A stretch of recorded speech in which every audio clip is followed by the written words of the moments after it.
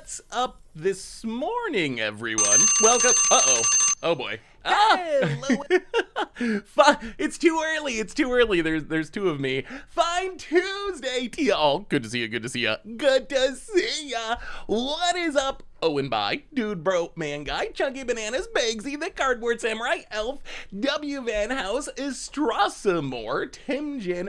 How is everyone today? So it is a good day. It's a good day in the Magic world. We have bannings, which, well, we kind of have bannings. We have bannings. Unfortunately, Arena takes a long time to actually make them happen. So the bannings aren't in effect yet. They're supposed to have a downtime in like an hour, and in 3 hours or so, it should be up. So right now, we don't actually have New Standard yet, so I guess we gotta wait until Thursday's stream to play New Standard. That's fine though, because we got a spicy and probably horrible pile of Explorer cards to play with new Niv-Mizzet Supreme. So yeah, the plan for today, I know it's a super early stream, super early. Hey, what's up, Advice? How are you? Welcome to the stream. Good to see ya. So the plan for today, this is an early one because in about an hour and a half, there's a stream showing off the Lord of the Rings set. So we're going to play some Magic. We're going to talk about some bannings, talk about the future of Standard, do some niving, and then when the spoiler stream comes on, we can check out this Lord of the Rings set. Boy, I don't know. I don't know how hyped to be for this set. Like, as someone who's not a Lord of the Rings fan, the IP itself doesn't really have a big draw to me. I'm hoping for some sweet stuff for Modern. I'm expecting a Commander set. We'll see. We'll see. I mean, I'm hoping there's some Modern cards. I think there'll be at least a few Modern cards, but I'm keeping my hopes, I think, tempered. My expectations are tempered as far as like a really big shakeup to Modern because of this set. I think it'll more be a few cards around the edges, but maybe that's for the best rather than having another Modern Horizon set at the moment. The Lord of the Rings set just annoys me since it's being Modern legal. Honestly, hey, what's up, dog? How are you? Good morning. Honestly, like, my opinion on that kind of changed. If you asked me a year ago, I would have said, I don't want Universes Beyond sets legal anywhere. Now, though, with the Standard changes, I actually kind of wish the set was just Standard legal. Like, that would actually be fine with me now. Like, I would accept the Lord of the Rings set in Standard to shake things up. Speaking of Standard, though, I got to get your opinion before we get into to our actual gameplay. We got our bannings yesterday, at least round one of bannings yesterday. What do you think of the BNR? So the changes: Fable the Mirror Breaker banned. We knew that was the obvious one. If there was one card that was going to get banned, it was going to be Fable. So that one we expected. Reckoner Bankbuster banned. That's kind of expected. It was in like 70% of decks or something, like just ridiculous. Like 70% of decks before it was banned. So it's just like everywhere. It's like this Smuggler Copter banning where it's just in too many decks. It's colorless. Everyone can play it. So that makes sense. The surprise one is actually Invoke Despair. Invoke was... I wish they would ban even more cards. I'm fine with Invoke being banned. The third card, though, I can see it argued for a whole bunch of stuff here. You could have banned Shieldred, you could have banned Atraxa, you could have banned some white cards, you could have banned some Esper Legends cards. There's a bunch of things that you could have done, but I will say, Invoke is one of the cards I've heard the most complaints about. Like, if you just go to, like, the Magic Arena subreddit or something, it is one of the cards that most consistently becomes complained about. So I'm fine with it being banned. I am not going to shed a tear for Invoke Despair. Whether or not it, like, quote-unquote needed to be banned or it could have been something else, who knows? The real question is, what does this do for Standard? Like, does this fix Standard? How much better does it make Standard? That's what's not especially clear at the moment. Like, so if you look at the Standard metagame, this banning does hit a ton of decks. Like, it hits a ton of decks. Rakdos and Grixis obviously get hammered the most. Those are the decks that are targeted.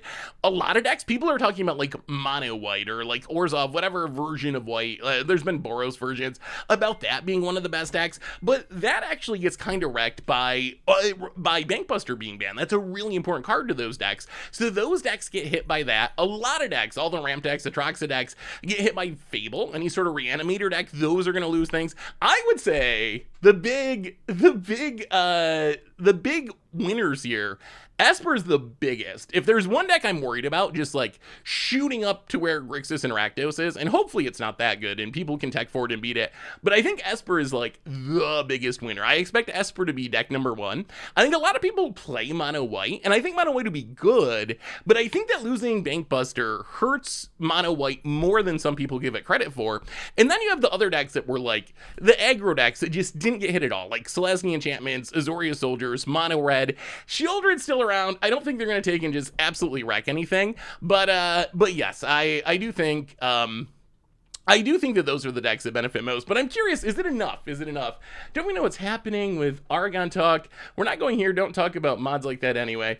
Yeah, I mean, I think that I don't really want to debate Lord of the Rings here. I feel like the focus for the stream is Magic, and I just don't know if we really want to get into all the other stuff.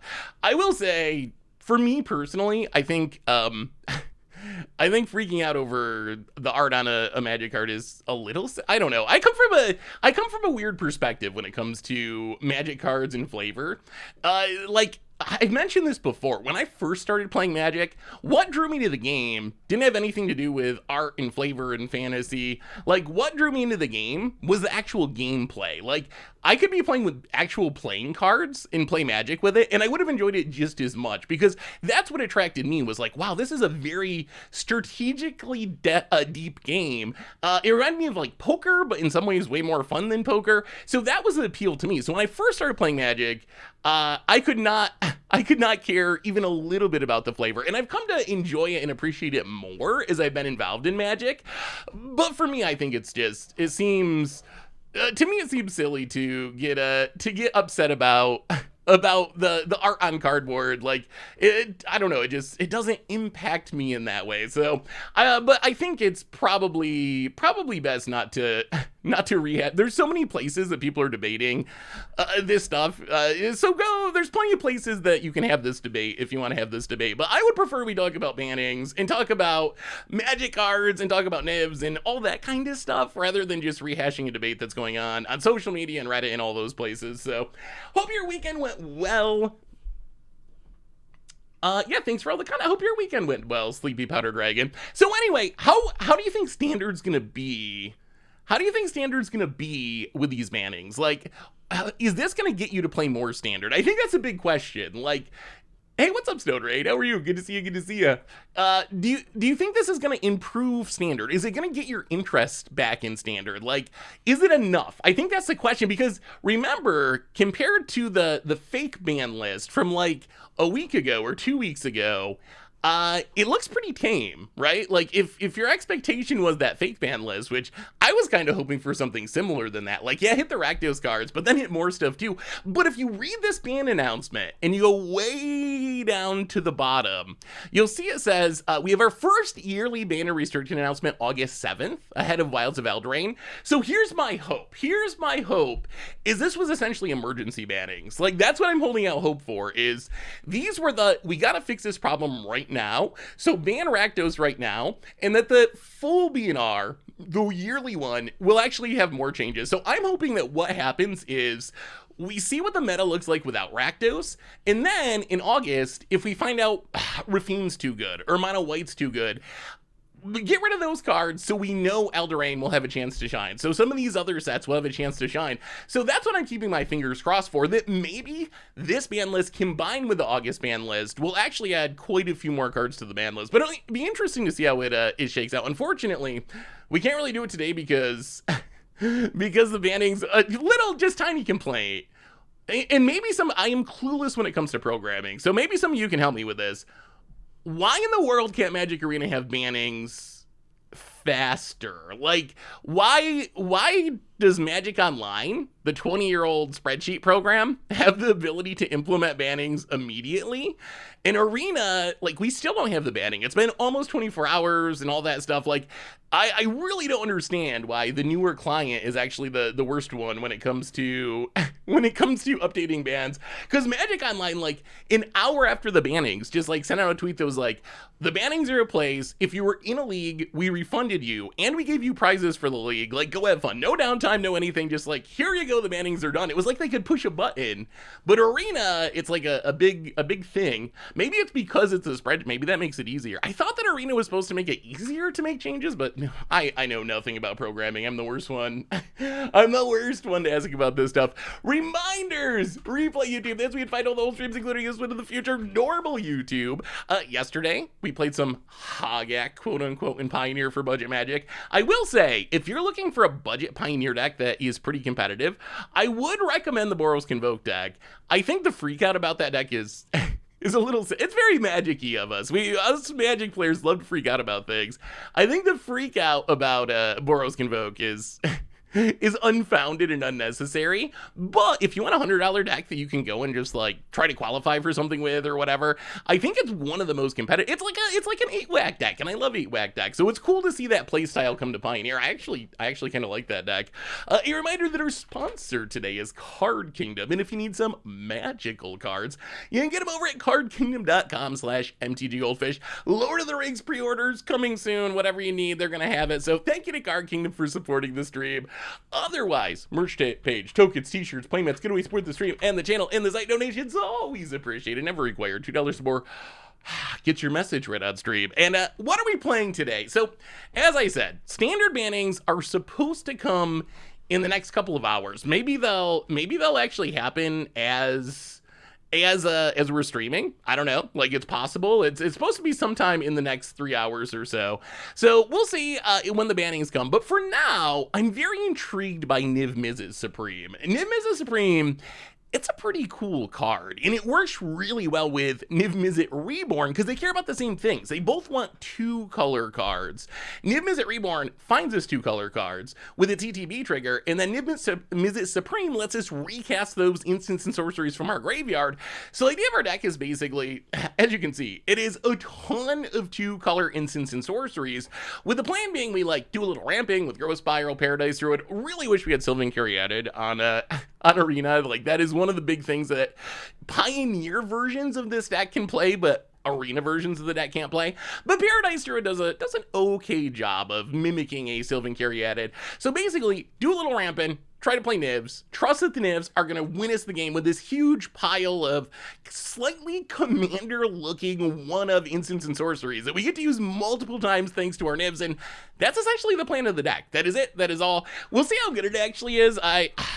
So I've been like working on this deck the last like day, and I keep changing things. Like, so one thing about Niv-Mizzet Supreme, and Niv-Mizzet Supreme is the reason we're playing this deck. Like, we've played Niv decks in the past. I really want to see if Niv-Mizzet Supreme is a worthy addition to this style of deck. The problem with ultimatums is they're 3 colors, and both of our Nivs, the cards got to be exactly 2 colors. Like, so an ultimatum just doesn't actually work with our plan.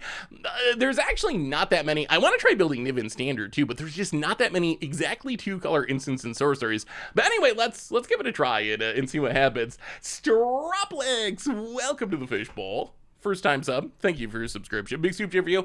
What do you hype to play in standard now? I think that's the biggest question. Like, now that there's a shakeup, for me, I'm really excited to play not the typical enchantment deck, although we might try the enchantment deck because Calyx is sweet. But I'm really hyped to try decks built around stuff like All Will Be One. Like, those cards just get so incredibly wrecked by Invoke Despair that it's really hard to actually compete with those. But I think like All Will Be One stuff might actually have a shot again. So I'm excited to revisit some of those expensive enchantments. Spirit Sisters Call, for example. All Will Be One. Those expensive enchantments that need to sit on the battlefield. Those get so much better with these Bannings. For Rejazz, for the 13th month, welcome to the fishbowl. Thank you so much for your subscription. Big soup J for you. Ooh, with the new 3-drop Vesuvian, whatever it's called, how do you get something on the top of your deck? Or is it just random? Yeah, Vesuvian Duplimancy is another one. Yeah, we can revisit. That's also, I mean, remember, these cards are in standard for another year now. So yes, I think we'll be revisiting all those things. Arcane Bombardments, Vesuvian Duplimancy. We can revisit those in a very new context now. So, hey, what's up, Darebrain? So what are you rooting for Lord of the Rings today? Actually, okay, easier question. Lord of the Rings spoilers starting about an hour from now, a little over an hour from now. What is your hype level? Like, is it a set your suit, like, compared to March of the Machines, let's say, up, down, like, does not being in standard matter? Does the IP make it more exciting because it's Lord of the Rings and you love Lord of the Rings? Invasion of Segovia is another one that gets a lot better. I think from a more meta perspective, I think that we'll see control get better. I think control definitely benefits from these changes. I think Rakdos is going to be like close to non-existent. Like, I think Rakdos more or less dies because of these changes. Lord of the Rings 10 out of 10, or 8 out of 10, 8.5 out of 10. Doctor Who 10 out of 10. Do I need to watch Doctor Who? Is that actually, I know there's like a million seasons of it. I know what it is, but I've never actually watched it. Spoiler stream in roughly an hour from now. We'll watch together. Old growth troll, eh? Oh my goodness, the string of letters. Fritz for the 6 months. Welcome to the fishbowl. Thank you so much for your subscription. Big super for you. Thank you. Ooh, clerics with invasion of New Capenna. That does sound pretty sweet. Like, is Doctor Who actually worth watching? Yeah, the new Lord of the Rings set, modern legal, but not standard legal. On Arena, it'll be legal in alchemy, cough, and also historic. Is there, okay, so let's put it this way. If I wanted to watch a season of Doctor Who, just to like get a feel for it before the set comes out, what direction would you push me in? Because isn't there like 40 years of this show or something absurd? Like, it's just one of the longest running shows ever. Crazy Rex, welcome to the fishbowl. Thank you so much for your subscription. Big super for you. Thank you. Do you think all the cards will make it to Arena? So we know that, oh, that's actually not the worst for us. So we know that all the Lord of the Rings cards will be on Arena and Unchanged, which is even better. It's not one of the alchemy sets like Commander Legends where they like put it on Arena, but a lot of it were not the paper versions of cards. This is going to be the actual, oh my god, blue. So we need green, red, black, green. Do we have that triome? Green, red, apparently not. Green, white, black. Oh, we need red for sure. Oh my god, we're gonna time out trying to do this. All right, boom. Jetmir's Gardens, don't time us out. Please. Nia Duck. 1 hour the countdown is on. First Myth is better entry point. David Tennant, especially last season. Start with season 3. It's a good way to get in. I might have to just try it just to see what the hype's about. I know it's like considered to be a classic show, right? This is actually pretty good here. Yeah, let's Nahiri. No one expects a Nahiri. Nahiri, a very clean answer to this old growth troll. And then we can get in with the goblin and make a treasure. And then Angrass Rampage to get rid of the Llanowar elves, and that was a good turn. That was a really good turn. I've seen Better Call Saul. Better Call Saul is really good, although I will say, I like the end much better than the start. I feel like Better Call Saul started really slow. And I think it was probably necessary, and it probably made it a better show. But I will say, like, the first 2 or 3 seasons, it felt very plotting. Maybe it's because I started watching it thinking of Breaking Bad, and Breaking Bad ended in such, like, a kind of a very frantic pace. And then you go to Better Call Saul, and it's just, like, so slow. The last 2 seasons, especially the last season, is so good, though. It is that really, really, really good. Yeah, I guess did it? It kind of did. Although the very first episode of Breaking Bad is like, isn't that they're out in the RV and it breaks down and all that stuff? Like, it's slower than the later seasons, but I think it was still not as slow as Better Call Saul. Better Call Saul, I thought, just like felt really slow. Well, I guess we're niving. We came here to niv, let us niv. Spoilers start in almost exactly 1 hour from now.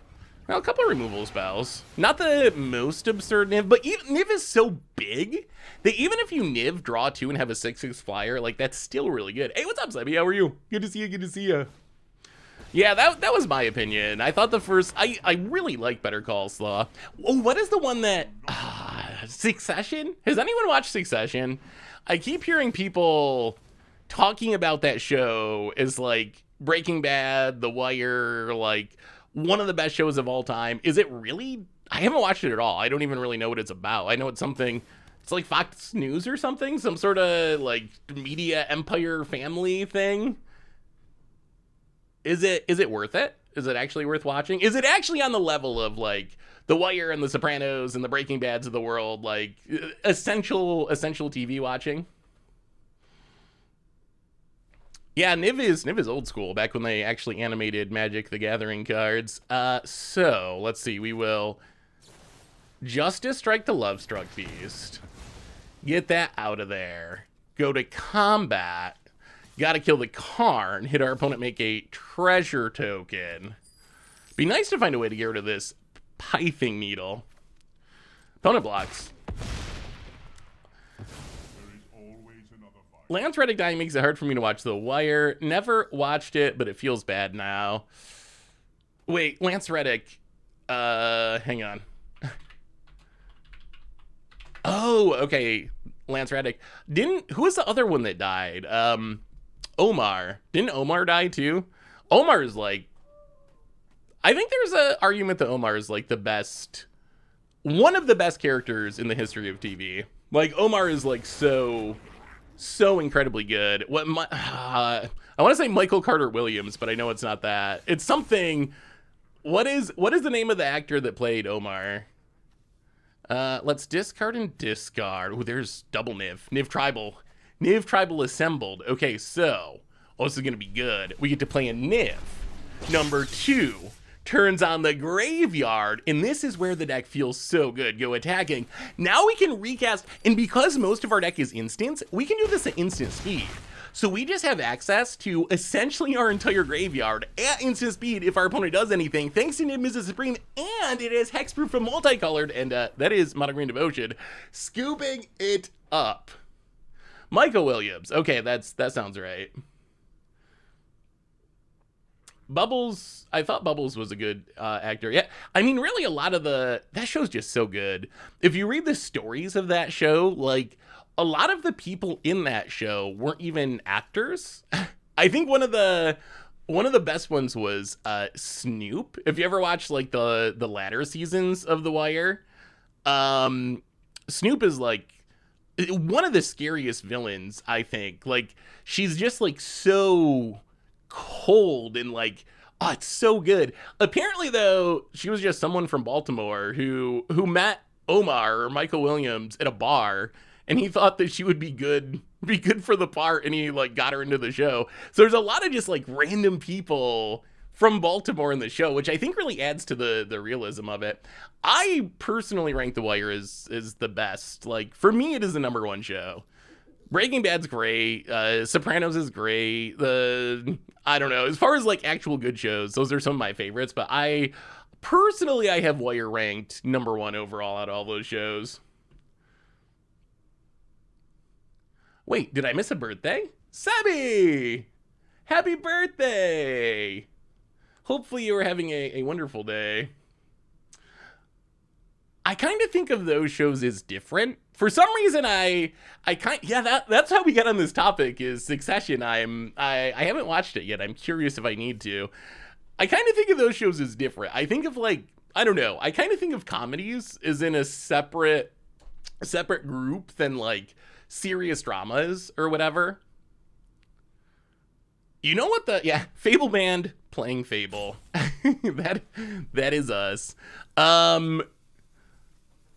All right, hang on. We need to... Oh, my God. 20 seconds. 20 seconds. All right, that goes away. Deafening Clarions. Okay. Oh, we'll go down a Fable, and we'll go down Spring to Mind. Run it like that. Run it like that. Are you gonna watch Lord of the Rings? I'm gonna watch the Lord of the Rings spoiler stream. As far as comedies, what are my favorite comedy TV shows? Arrested Development, I think, is really great. Discounting animated shows, I guess, but Arrested Development's one of my favorite. Curb Your Enthusiasm, Always Sunny, and then honestly, Trailer Park Boys is one of my favorites. It's probably a guilty pleasure show more than an actual like really great show, but I do enjoy watching. I do enjoy watching Trailer Park Boys. Yeah, tap and go. Oh, Parks and Rec is really good too. I've never watched Brooklyn Nine-Nine. Yeah, Parks and Rec is really good. Do yourself a favor, watch the Lord of the Rings movies. Ilmag, welcome to the fishbowl. Thank you so much for pulling us off to a fast, scary start. Big scoops here for you. Thank you. I built a deck around Aftermath, Karn, and Power Stones with all the Praetors and Realmbreaker. Ooh. Oh, God. Oh, dear. Oh, dear God. Okay. Well, not beating this start ever. Like ever. So actually our hope is our opponent turns all their lands into creatures, and then I guess we get them with a Supreme Verdict. Might be a possibility. Does Prismari Command do... Wow, this is so sketchy.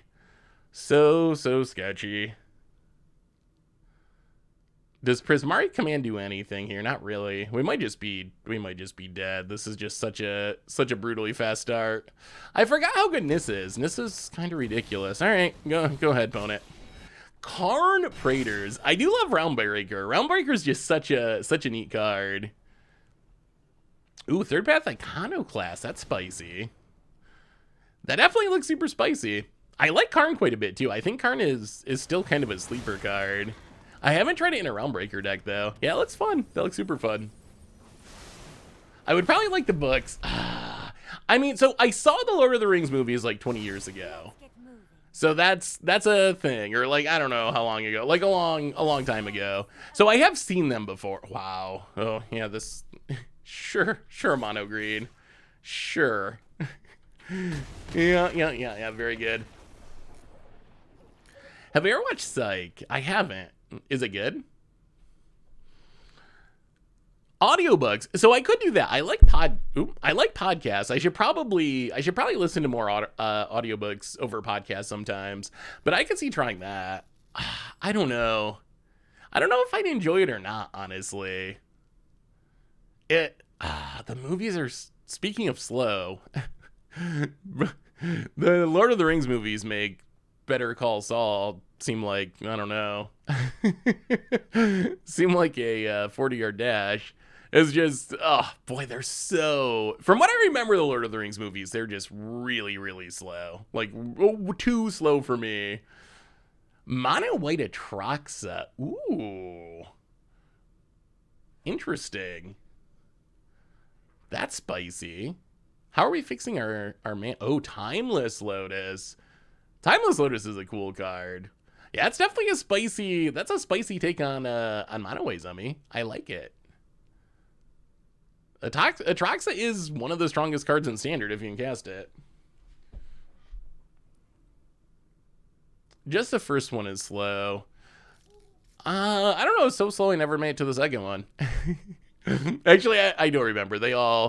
It's been a long time since I watched them. I just remember slowness was my overall feeling about them. Just like, wow, this is plotting, very plotting. Walk, battle. Walk, battle. Walk, ring in the volcano. Hooray! Yeah, his deck list is, I don't know if it's good, but it is sweet. We won game one pretty convincingly. What are we cutting here? Vanishing Verse is... We want to be able to kill the Planeswalkers. Maybe a Justice Strike. And you know what? How about... Oh, one more Fable, maybe. Nesmith for the 77th month, which is a huge number. Welcome to the Fishbowl. Thank you so much for your subscription. Big super cheer for you. I keep forgetting to ask for a fish mail to see Richard and Crim's reaction to the idea of playsets being 3 of standard. Also, I think WotC could have done a little more with the Bannings. Esper and Mono White seem pretty obviously as big winners. I think that's a fair breakdown. I'm less concerned about Mono White, honestly. I think for 2 reasons. Number 1, I think losing Bankbuster really hurts Mono White. Number 2, Mono White already kind of got powered down when Atraxa and Atali came along, because Atraxa and Atali are just such ridiculous late game cards. Mono White was the, like, I have the unbeatable late game deck, and eventually I will just grind you out. I don't care what you're doing. But once Atali and Atraxa came along, I feel like I kind of lost that throne a little bit. So honestly, I think I'm not super worried about White.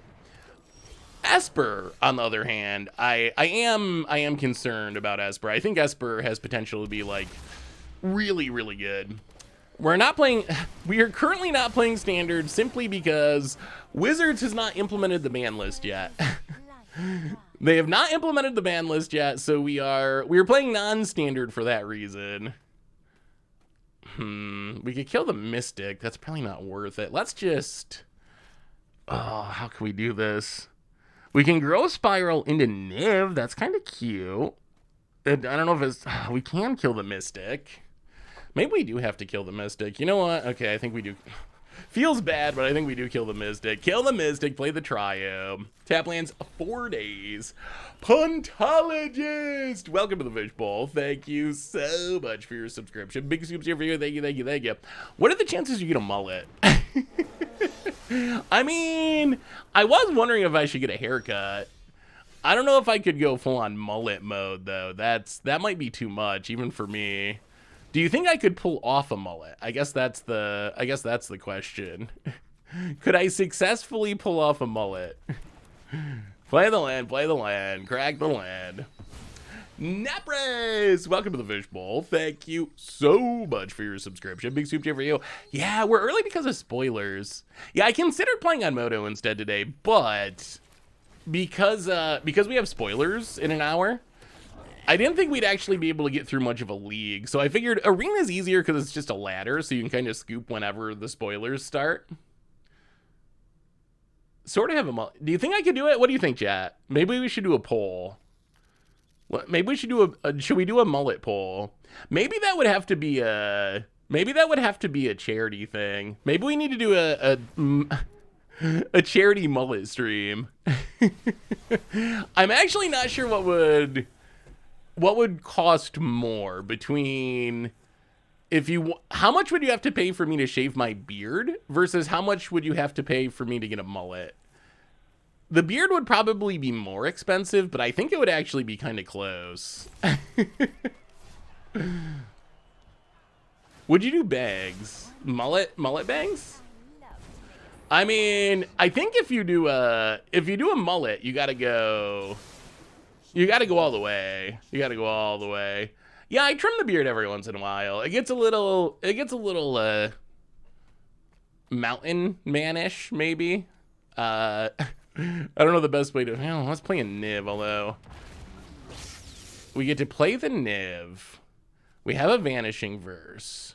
So we can play a Hallowed Fountain untapped. Vanishing Verse the Old Growth Troll. Discard a Steam Vents. And then hit the Karn with the Goblin. Niv is pretty powerful. I don't know if it's going to be enough to beat Karn, because Karn is also really powerful, but... How do I learn to brew as well as you? Make yourself do it. Like, that is really it. Honestly, when I first started... Bans are not live yet. Yeah, that's why we're playing Explorer at the moment, because Wizards has not got the bannings going. How much of a charity? It wouldn't cost much for me to never cut my... That's my default mode. My default mode is never to cut the beard. So it wouldn't be that expensive to keep me from not cutting the beard because I already don't cut the beard. Yeah, the bans, they're supposed to be going into a downtime around now, or like doing an update around now, and then we'll have the bannings after that. Ooh, absorb is actually kind of ridiculously huge here. Okay, let's think about this. So.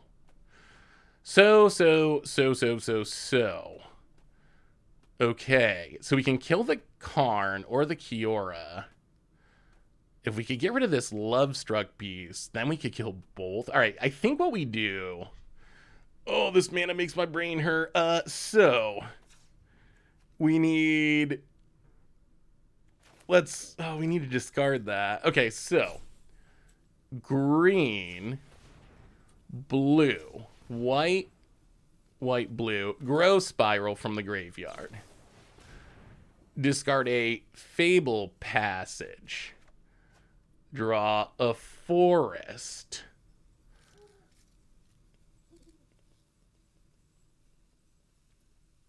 Decline.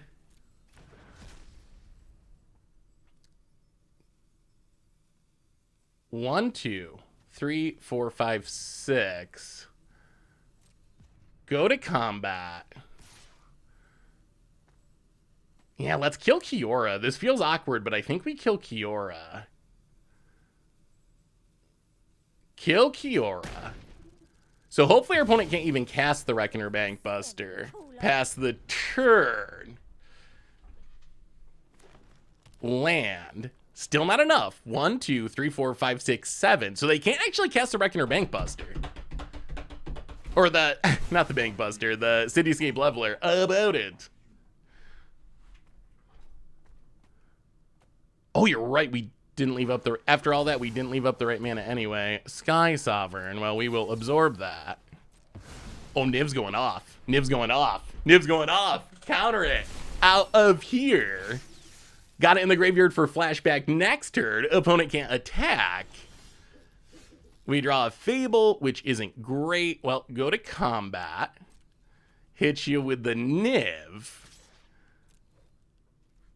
About it. Down to 15. Grab Yarion. Play Fabled Passage. Pass the turn. About it untaps. What do you think about Lord of the Rings not having battles? It is the weirdest choice I've ever seen. I assumed that battles were designed almost specifically for the Lord of the Rings set. Like, that was my assumption, is they made them for Lord of the Rings and Aftermath, and I thought for sure that they would come in Lord of the Rings. It is very, very... The only thing I can think is the timing didn't line up, and they actually, like, designed Lord of the Rings before Aftermath or something, so they just, like... I don't know, battles didn't exist at the time, but it seems obvious. As someone who does not know a ton about Lord of the Rings, even I know that battles are, like, a major part of Lord of the Rings. Growth Spiral. Well, let's Growth Spiral. Draw a... not very good card. Spara's Headquarters. Well, go to combat. Hit you with the Niv. About it. Takes the beats. Oh, this leveler's so obnoxious. How do we beat a leveler? Can we beat a leveler? What's Yarion? I guess we're gonna have to try to find a way. Had a talk a while back. They had a talk a while back where they said not to expect battles again for a while because they wanted to see how they played out before using them again. That makes sense. Although, boy, a not standard legal set like the Lord of the Rings set seems like a fine place, even if it's risky. Yes. Spoiler stream at the top of the hour, so. All right, opponent kills our stuff. I mean, if we can find a removal spell, oh, it's gonna be super close. Opponent hits us. Well, that's not exactly the removal spell we were looking for. Oh, no. Are we going to end up just short because we can't deal with this leveler? 1, 2, 3. Cycle Spara's headquarters. Niv? Big Niv? Ooh! Ha! Okay, Leyline Binding. That is a good draw. That is a very good draw. Get rid of that Cityscape leveler. Magic God's coming through. Go to combat. Smack you around a bit down to 4. All right, hold. We never beat Green Devotion. Ah, another card. Okay. Okay, does that beat us? Opponent. They need an answer to this Yarion. Or to like gain life or something. Okay, Karn. Going to tutor. What is it tutor for? Do you have an answer? Can you stop a Yarion? Are we beating mono green? We might be beating mono green. Why is the Lord of the Rings not standard legal? That is a good question. Oh, Shadow Sphere. Okay. Well, that does keep our opponent from dying this turn, awkwardly. Oh, maybe we should have Deafening Clarion to get rid of the Mystic. Opponent goes attacking. Hits us for... Okay, big draw. Big draw. Big draw. Nahiri. That is a relatively big draw. Okay. Wow, what a wild game this has been. Yeah, it sounded like... Hey, morning, Ristic buddy. How are you? Good to see you. It sounded like, as far as Modern, it sounded like that their plan is to design a commander set, but there's going to be some cards for Modern, like the White Remand that we already saw. So I think that's their focus. Like, it's not supposed to be Modern Horizons. I think it's supposed to be a flavorful commander set that is also going to have some Modern cards planted into it, essentially, is how I understand it. So if we Deafening Clarion,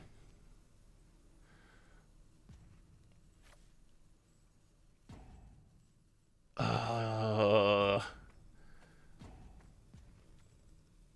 question is, do we both modes and lose the Goblin? I think yes. Okay, so sweep and lifelink. Get rid of the Elvish Mystic. Lose the Goblin. Yarion takes down the Karn. And then Nahiri can... This is ended up being a very close game.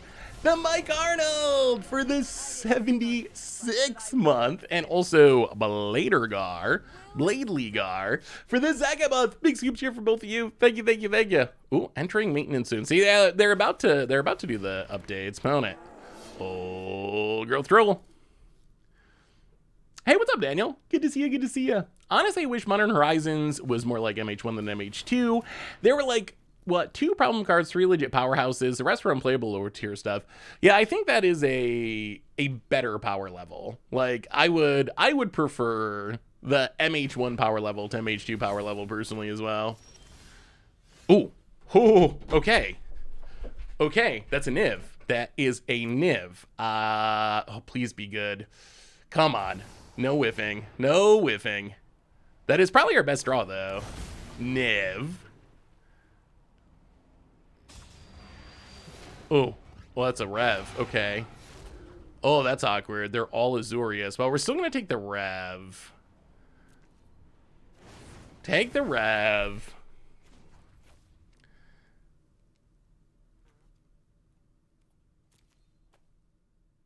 Huh. Tick up Nahiri, but no discarding. Okay.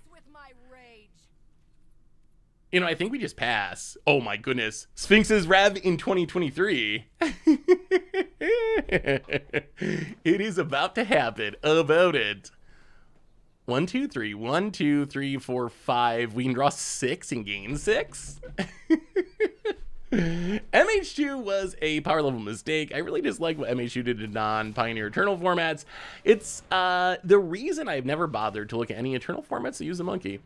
I would agree. It's I am sympathetic to Wizards' plight in the sense that boy, it's such a tough position. With a set like Modern Horizons, if you don't make the cards strong enough to see play in Modern, the whole thing kind of fails. But then if you're trying to Sphinx's Rep might be backbreaking this game, actually. But then if you're trying to make cards that are good for Modern, it is very easy to go too far and end up breaking things, which I think is more or less what we saw. Yeah, I kind of miss the old days. Remember when Sphinx's Revelation was like the best card in Modern, or one of the best cards in Modern? Bonnet going into... Ooh, wow, really? Just one? Okay. Well, we will double block. That's fine. There's always more Nivs. Always more Nivs. Sphinx's Rev is one of the coolest cards with new Niv. You get to Rev and then just jumpstart it to do it again. Opponent passes. Well, 1, 2, 3. 1, 2, 3, 4, 5, 6. Yeah, let's do a little Revin. Let's do a little Revin. Rev for 6. And then we will take up this Nahiri. Discard a Thoughtseize that we don't really need. Play a Sun Petal Grove, and yeah, let's pass again. Pass the turn. About it. So they just announced that Arena's going into a downtime. So at some random point in the next 3 hours, the bannings should be live. It could happen in a half hour. It could be 2 hours from now. We really don't know. I think we chump again. We kind of want to keep this Nahiri around. Okay. I would have liked to hit another Niv, but Bonnet, Wiffle Haven, sure. Elvish Mystique, sure.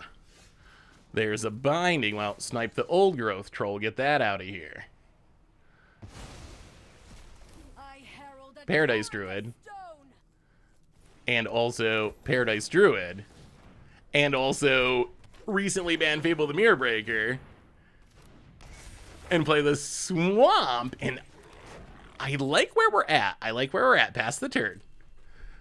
We're like a Niv away. We're a Niv away from just like seriously going off. I feel no pity. Formats are good when they let players build decks and ban anything too crazy. Formats are bad when Wizards design the decks and then shrudge when the lack of imagination leads to boring formats. Well, that's a good draw for our opponent. I mean, so what's the solution then? Just not make Modern Horizons? I guess that's a possibility. Maybe you just have to not make Modern Horizons because there's no way to do it without things going wrong. Although no. Lord of the Rings previews 34 minutes from now, noon Eastern time. Gets in at the Nahiri. Well, okay. Block and block.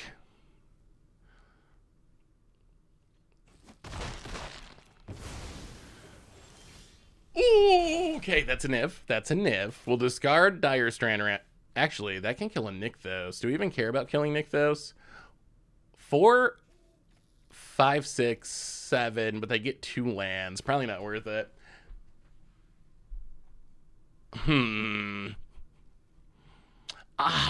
It's tough. I like so much of Modern Horizons. Like a huge percentage of Modern Horizons I really like. Wow, that is another good draw. So let's see. Vanishing Verse Cavalier out of here. Nahiri. 4, 5, 6, 7. Snipe the Wolf Willow Haven. Niv. Do it again. Oh, that is a glorious Niv. Yes. We will take 5 cards and pass the turn. We're going toe-to-toe with Mono Green. Bans are not in effect yet. Sometime in the next couple of hours. Yeah, what do you think about banning Greasefang? Oh, let me ask you, little Spider Am. Are you a best of 1 player or best of 3 player? Nasiri. They made a mistake with MH2 with the free spells. I mean, that's probably the biggest takeaway. Although, honestly, a lot of the other really strong cards in that set were not free. And they were still arguably too strong about it. I mean, I think we just keep trading Nivs. Like, we're slowly eating away our opponent's mana base. Growth Spiral, draw a card. Ooh, Escape. Escape. Opponent passes. We draw a land. Flip the Saga. Nahiri. Snipe the Elvish Mystic. Play a new Nahiri. Tick it up. Discard the land. Thoughtseizio. Get rid of that Kiora. When does our opponent give up? That's the real question. Yeah, let's just play it safe and pass. The mistake they made when H2 is free spells. Yeah, I mean, what about Ragavan, though? Ragavan's, or Urza Saga. I guess you could argue that Urza Saga is sort of a free spell. Like, because it's a land that does a ton of stuff, so maybe that's on the same level as free spells. Yeah, I think we're gonna K command, blow up Shadow Sphere, get back a Niv. Get back Niv. The new one. Wow, this Niv's gonna be absurd here. Like, this is one of the best Nivs I could imagine. Look at this. Look at this. Niv-Mizzet Supreme, too good for Mono Greed. I hate Greasefang because it basically feels like shoots and ladders. Cycle through your deck, hit up our healing before they hit removal, you win. The play pattern's pretty bad. I honestly don't think it's too strong in best of 3. Like, I honestly don't think it's overpowered in best of 3, but I do think the play pattern is really miserable. Like, that's kind of the problem. Like, the removal check, cheese them out play pattern is annoying. I think in best of 1, it becomes even more problematic. I feel like when I play against Greasefang and actual Pioneer, I usually beat it. Like, yes, sometimes you get janked out, but with a sideboard, it's usually, I don't even think it's that strong. Like, it's more of a, it's like a, I don't even, like a Belcher combo deck or something. Pretty glass cannon-y. Yeah, the new Niv is super sweet. But I wouldn't complain if they banned it. I mean, that's another question that we haven't really talked about. We've been so focused on standard bannings. One of the things they announced in the BNR is we have that new BNR date, August 7th. And when they initially did the stream, they said that it would mostly be focused on older formats. So what's your dream for August 7th as far as older format shakeups? Is there anything you really want to see gone in, like, Pioneer or Modern or Legacy? I think Greasefang's play pattern is similar to Italian Atraxa. It's a single spell that resolves the game end. It's not very fun to watch. Yeah, in some ways it's way worse than that. Like, if your single spell that makes the game end is 7 mana, that's a lot different than a single spell that makes the game end costing 3 mana. So I would say Greasefang's probably even more problematic. Ban Violent Outburst and Dwarven Mine. I would not mind seeing the Cascade decks powered down. I don't know how you, I guess, yeah, just ban a Cascade spell. What about, so I did this once before. Remember when they changed the Cascade ruling because of Valky? When people were cascading into Valky, so they basically just changed how Cascade works, so you wouldn't be able to cascade into Valky and cast Tibalt. What about doing something similar to that? Like, is there any argument for just being like, you can't cascade into no mana value spells? I don't know exactly how you word it, but I wonder if there's a way you could word it to make that happen. Pioneer as a shakeup feels very much like a Goldfish format where each opponent's trying to do their thing before the opponent goes off. Pioneer does sometimes feel like that. The new Boros deck we played for Budget Magic yesterday probably doesn't help those feelings. It maybe makes it worse because it's another deck that kind of does that. Yeah, if you can't, like, yeah, there's got to be a way to cleanly word it. I think it's just, like, speaking of play patterns, Cascade into no mana value spell is also, it's pretty grease-fangy, right? Except it's even in some ways more brutal because you can play, like, 12... You can play, like, 12 Cascade spells that are all always hitting the same thing every single time. And they cost 3 mana, so I could see an argument of the play pattern, like, being a reason to get rid of it. Yeah, it really depends. Like, at the same time, yeah, spoiler stream is in roughly 30 minutes. It's really, there is a mixture in Pioneer. Like, oh, we shoot. I was trying to wait to see what color we needed, but I guess we should have just cracked this because we drew a Fable and we could have cast it. I mean, if you look at, oh, it's this deck. Oh, God. Oh, God. Crim. I mean, if you look at Pioneer, you have, like, Azorius Control, you have Rakdos Midrange, Rakdos Sacrifice. Those are all, like, 4-color midrange. Those are all, like, kind of fair interactive decks. Dimir Control. Then you also have Hidden Stirrings, Greasefang, Nykthos, I think you could count in there, Mono Green Devotion, which are more, like, jank amount combo decks that are just trying to goldfish into their own thing. And then you got the aggro decks that are, I guess, kind of play more like combo decks. They're not interacting too much. I guess Spirits interacts quite a bit, but like Mono White Humans or Mono Red or the new Boros deck, they're really kind of, they're aggro, but they're trying to play like combo, essentially. I mean, I think overall, if you look at the Pioneer meta, I think Pioneer's like in a relatively healthy spot. I actually think Pioneer's not in a very bad spot. I would say at the top of the meta,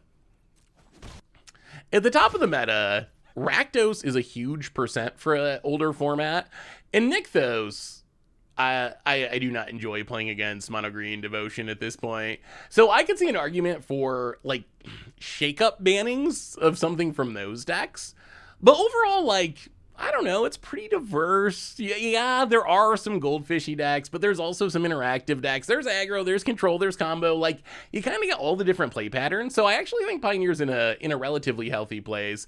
Although I wouldn't mind seeing Rakdos or Nykthos get knocked down a peg. And I will also say, I don't enjoy playing against like Hidden Stirrings or some of the combo decks. Some of the combo decks are just not especially enjoyable to play against. Although, I don't think that's necessarily a reason to ban them unless they're also really heavily played or overpowered.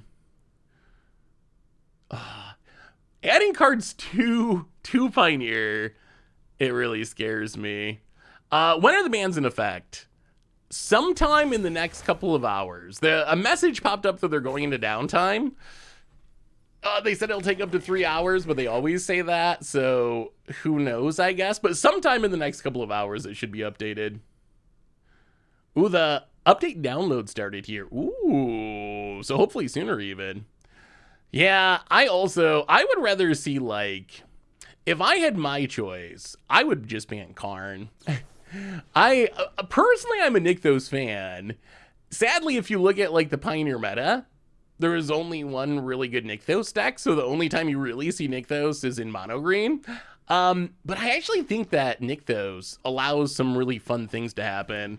I would prefer to first ban Karn and then see if it's still overpowered and then ban Nykthos in the future.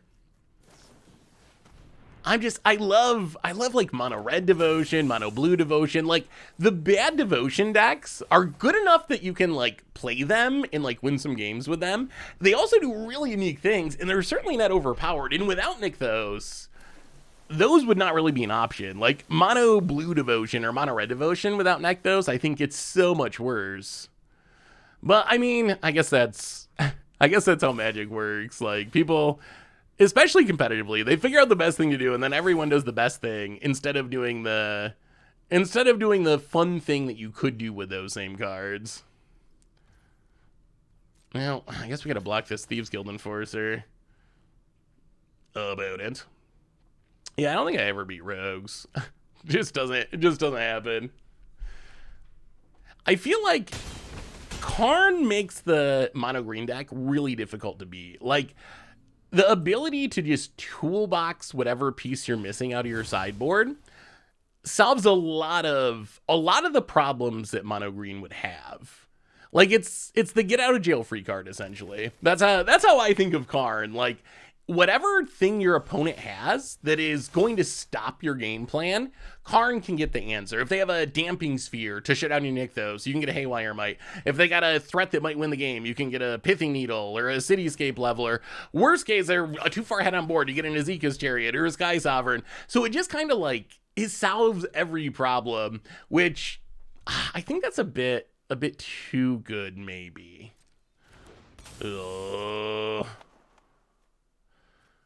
Whenever your opponent draws their second card, so I guess we just have to decline this. Oh, we would really like to do it, but okay, decline. No counter? No counter, okay. Nahiri.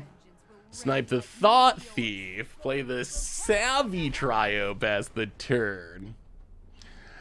Personally, I feel though mono green. Personally, I feel as though mono green, if Karn would be banned, they would simply build their deck more over the top to win with more combo heavyweight. That might be true, actually. That's possible. I don't know. I'm probably a little biased against Karn anyway. I think the War of the Spark static ability planeswalkers were a little too good in general. There's some that are really fun, and Wizards figured it out. Like, future versions of those planeswalkers have been really sweet, and I actually like static abilities on planeswalkers, but I think they went a bit far with the first batch. Yeah, you could argue for, like, if you wanted to attack the deck and not go after Nykthos, what do you go after? Karn, Kiora, I guess. Outside of that, there's not, like, Cavalier? Storm, I guess Storm the Festival would take away its, like, combo-y aspect, but couldn't they find something else to play there? Probably. What do we do about this? Well, let's take a Earion, play a Forest, pass the turn. If they activate this, we probably, I think we gotta kill one of them. Kill a Fairy Mastermind. Opponent gets to draw 2. The harder question, honestly, is what do you do if you want to power down Rakdos? That's the $1 million question without an easy answer. Opponent draws 2. We draw 1. Like, I guess it's Fable. Like, I guess that would be the card that you would ban. But banning mid-range, we're seeing this in Standard. Like, it's really tough to ban a mid-range deck because they're just piles of good cards. Like, if you want to ban a combo deck, you ban the combo piece, and that takes care of the problem. With this, like, if you ban Blood Tithe Harvester, they can always play the next best thing. Or, yeah, those changes would power it down. I guess I would lean towards Fable. Like, if you want to power down Rakdos, I guess you just ban Fable. Banning Sheoldred sounds silly. Banning Blood Tithe sounds silly. I don't know. I mean, all this to say, I do mostly like where Pioneer is at the moment, though. So I'm not overly concerned about needing like a ton of bannings, but a shakeup would be fine. Ugh. Opponents. I don't think I've ever seen Fairy Mastermind go off like this, but it is going off like this. All right, well, Nahiri. Snipe a Mastermind. Our opponent was down to 1 card in these Fairy Masterminds. I mean, I guess they drew every Fairy Mastermind, which is awkward, but these Fairy Masterminds have just completely refilled our opponent's hand. The power of the Fairy Mastermind. I will say, I don't think Sheoldred's gonna be a big problem in Standard. Bearby, hey, Bear, come here. What are you barking at? Can you hear Bear barking? Bear doesn't bark much, but when he barks, it is a pretty mighty bark. But oh, did I tell you? Did I tell you about taking Bear to the vet? I don't think I did. I had to take Bear to the vet, and and they always lecture me about Bear needing to go on a diet. So we always kind of dread the weighing part. He's got to go get weighed, and then they're always, But anyway, he dodged the bullet. He went to the vet, and he's perfectly healthy. His lungs are good. His heart's good. Everything's good. He's doing great. And then they're like, yeah, he probably should lose some weight though. But let's go put him on the scale. They go to put him on the scale, and there was one dog before him, and that dog. And that dog broke the scale, like hit the plug that like powered the scale or something. So Bear actually dodged the bullet and did not have to get weighed, which is probably great for his self-esteem. The cat's also very healthy. The only problem with the cat is she has teeth issues, I guess, but at this point they are okay. But oh, God. But apparently the teeth will eventually be an issue that needs to be solved. Yeah, I know. Oh boy. Yeah, that would have totally ruined it if Bear. That would have confirmed their opinion that Bear needs to lose weight. And I mean, he probably could lose a little weight, but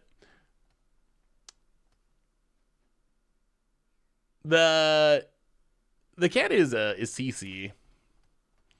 Opponent. I mean, we're not playing that slow, right? We're not that far behind our opponent's pace. I guess we're like a minute behind, but CC for Couch Cat because of how she snuck in. Rogues. Well, Rending Volley actually seems okay. Kaya Thoughtseize? Vetoes, maybe? Oh, how do we fit all this stuff in? Rogues. So, Dire Santa Rampage out. Removal is good. Supreme Verdict's fine. We can go down to Deafening Clarion. Sphinx's Rev's probably not happening against this deck. We gotta cut so many cards. Yeah, Rogues is an annoying deck to play against, that's for sure. Yeah, spoilers. Wait, there's Lord of the Rings spoilers in the shop? Oh, okay. We need to, oh no, avert your eyes, chat. Avert your eyes. Desktop coming. Desktop is coming. Actually, oh, I cleaned it. That's right. Unavert. I don't know what the opposite of avert is, but look at the clean desktop. Look at the beauty.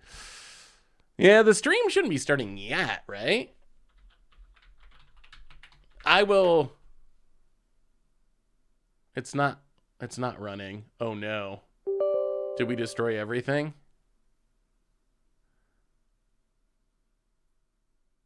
Oh no. Oh no. Oh no. Oh no. Listerbot! Welcome to the fishbowl. That's awkward. Oh, for me, this is clean. Last stream, we were full. The whole monitor was full. Welcome to the fishbowl. Thank you. Oh, no. Now I feel bad. Yeah, I did kill it in Task Manager. Now I feel bad for our opponent. I thought we could just jump right back into it, but I think it's closed. I don't even see it on here.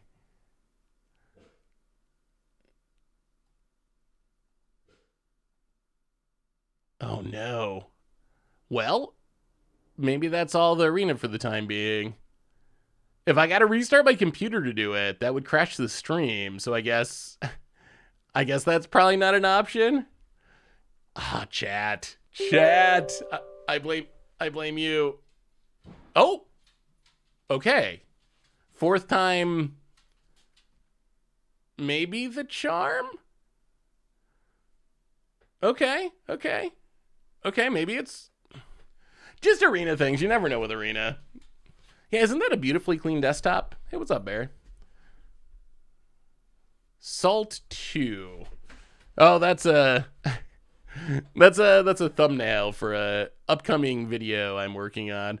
We're about to find out. We just restarted Arena because some people said they thought it was up. So, and there were also spoilers on Arena. No, Bear. Hey, come here, bub. Bearby, come say hi to everyone. Come say hi. People want to see you. Can you say hi to people? Let's see. Bearby, come here. Come here. Here, stand up. Hey, sit. Sit. Can you sit? There you go. Can you get your head up here so people can see you? Yeah, there you are. There you are. People can see you. Yeah, look at you. Look at you, big boy. Look at you, big puppy. Yeah, look at you. There's Big Bear. Yeah, he's a good boy. Yeah, he's a big. Ooh, wild cards. Yes, rich. The riches. What do you think about this rebalancing? Like, so I don't play Alchemy. He hits historic though. Like, that's what I don't like. That's the part that he is really huge. He is huge. That's the part that I don't like, is it hitting historic. If you were an Alchemy player, do you like this rebalancing? Is the rebalancing worth it? Oh, our match is apparently gone. All right, apparently there's spoilers in the store. Oh, they took haste away. They took haste away from the backside, essentially. So once it flips, you have to wait a turn before you can attack with it. How do we actually see these spoiler cards though? What is the point of putting the cards here if you can't read them? Is there a way to make it bigger? Is the haste? It definitely powers it down quite a bit. Maybe, let me, hang on. Maybe someone else figured out a way to do this and posted it somewhere. Or not. Okay, well, maybe we gotta wait for the stream because they made the cards. So Gandalf the White, there's no way to zoom, right? It looks like 5 mana, 4/5 flash, I want to say, mythic. And then Aragorn, 4 mana, 5/5. Well, I mean, the spoiler stream's gonna be starting soon, so I guess we just gotta wait for that.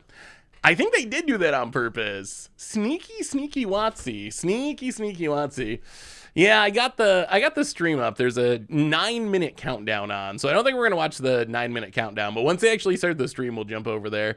There's gotta be a way to figure this out. There's gotta be a way. So everything but black is the new Aragon. Yeah, I think they intentionally made it so you can't read it, because I almost feel like they blurred it. Like, the resolution's just so bad. I think they might have blurred it. Is there any way, if we take it off full screen, can we, like, is there a way to zoom? Yeah, I don't know. I guess we just gotta wait for the stream. So are you gonna buy these on? Oh, good idea. I don't think so, but maybe we can check. I don't think that cards that aren't released yet show up. Yeah, they don't. Well, we'll know in a couple of minutes. What is this? Spara Bodyguard. So do you think, are you gonna buy these cards on Arena? I'm curious. Is it actually worth it?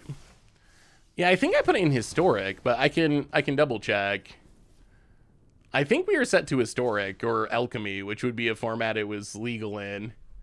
So historic, not collected. Yeah, it's not even listed as a set, I don't think. And yeah, it's just not up there yet. The awkward part is it's only legal in alchemy and historic. And I just don't know how popular those formats are anymore. Yeah, for Brawl is sweet. And I think we'll probably... How do you feel about playing some Historic for... Yeah, actually, I'm going to be in STD Baltimore. So come say hi. Come say hi. I'm... How do you feel about playing some Historic to try out these cards? We can try them in Modern. So we'll definitely try some of them in Modern. But Historic is probably the place where we try some of them... We try some of them that are not good enough for Modern. What do we do? We have 8 minutes. Hang on. I think there's... We can do the Magic Art game. We need more filler. Vintage? Let's go hard mode. Oh, wow. Easy. Chandra, the standard one. Beacon of Hope. Chandra Beacon of Hope? Chandra Beacon of Hope. We can't tell what those cards do yet. The spoiler images... The spoiler images... Oh, Hope's Beacon. Hope's Beacon. Yeah, we tried to get it from the arena store and we can't see it. We can't see it. It's too small and I haven't seen anyone post it anywhere yet.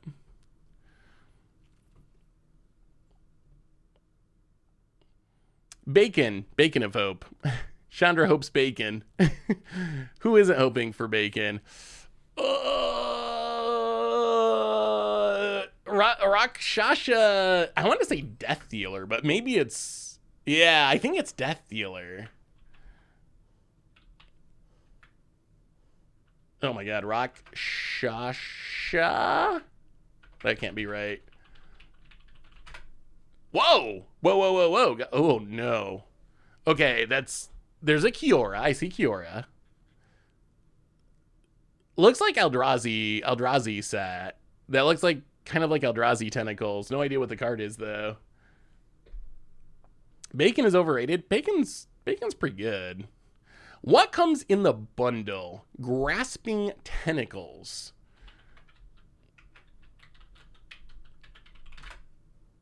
Oh, Tightening Coils. Okay. Oh, that's a Aurora Phoenix. That would... Oh, they gave us credit. Oh, Vidalkin something. Vidalkin's 4 minutes. 4 minutes till spoilers.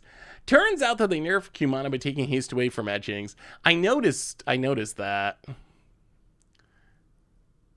Changes like that, I think they're good for... Probably good for alchemy, but I don't like... I don't know. Vidalkin. Oh, Scatter Arc. Oh, geez. Wall of Salt. Wow, did you actually know that was Scatter Arc? That is incredibly impressive. Winter Moon Mesa? Maybe. Oh, that actually seems... That might be right. For some reason that sound... Wow! Well done. Well done, Motherfrogger. Oh, that's... Is that the Sphinx that was, like, in set boosters? Sphinx of Enlightenment?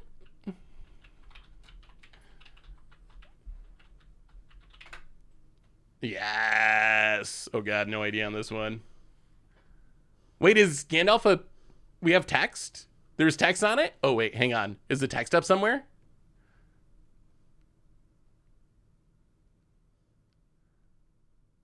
Wait, Gandalf's a Panharmonicon? Is that true? Are those rumors true? Is that actually a Panharmonicon? Is that actually a Panharmonicon?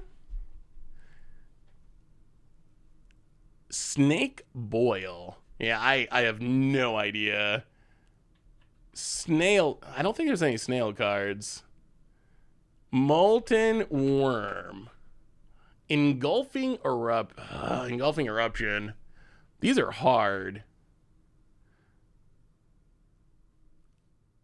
So that looks like Chandra. Kind of looks like Chandra doing the, like, Lord of the Rings thing. Like, My Precious. Lustful Deed, Chandra's defeat. Oh, that makes sense. Yes, well done, chat.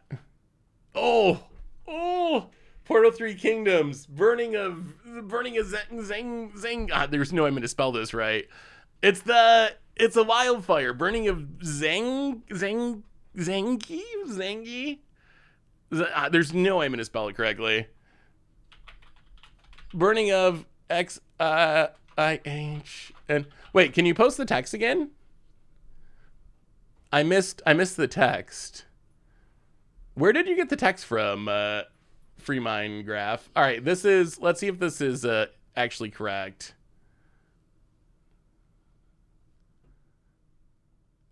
And then spoilers. Oh man, I'm hyped for new Magic cards.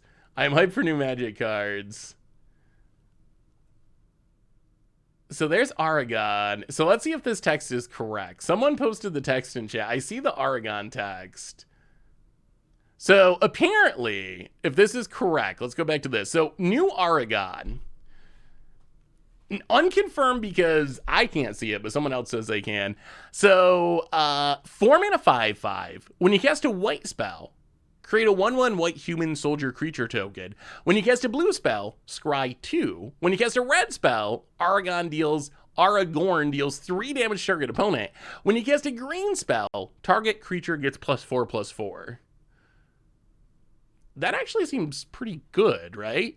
So if you cast a multicolor spell, one spell can trigger more than one. So if you cast a Gruul spell, you get +4/+4 and 3 damage. If you cast a Simic spell, pumping and scrying, that actually seems decent. That actually seems like a fun build around. The stream's not going yet, right? All right, let's pull up the stream.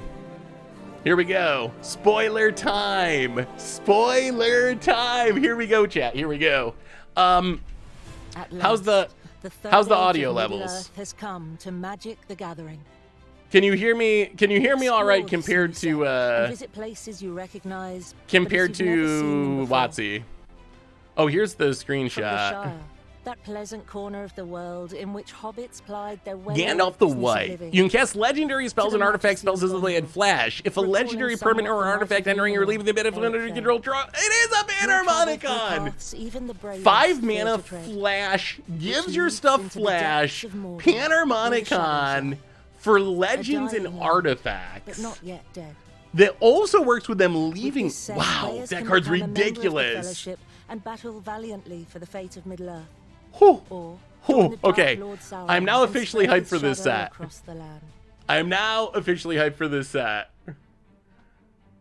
Oh, that card is sweet. Is embodied in the free peoples of that card is sweet. That card is sweet. Come from the most humble beginnings.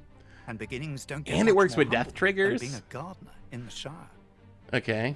Like many of the characters in Samwise Gamgee's journey leads through moments of crisis. When a non-token creature you control enters a battlefield, create a food, sacrifice 3 foods, return target historic. That's actually pretty good. There's no once per turn restriction. Whenever a non-token creature ETBs make a food, that actually seems pretty good. Little hard to hear, WotC. I can turn it up. His home in flames. Sam was not intimidated by what the mirror showed him. And by the conclusion of his quest, he had become not just a humble gardener, but the most famous gardener in history. That actually seems like that was Frodo's opinion. That seems like a pretty decent card. His hobbit companions are no less tested by their own trials. Merry and Pippin started like Sam as hobbits of the Shire. And each rose to great positions in Rohan and Gondor. Ooh. But not before being tested by their own moments. 2 mana 2/2 haste. First strike as long as it's equipped. And another legend attack, draw a card.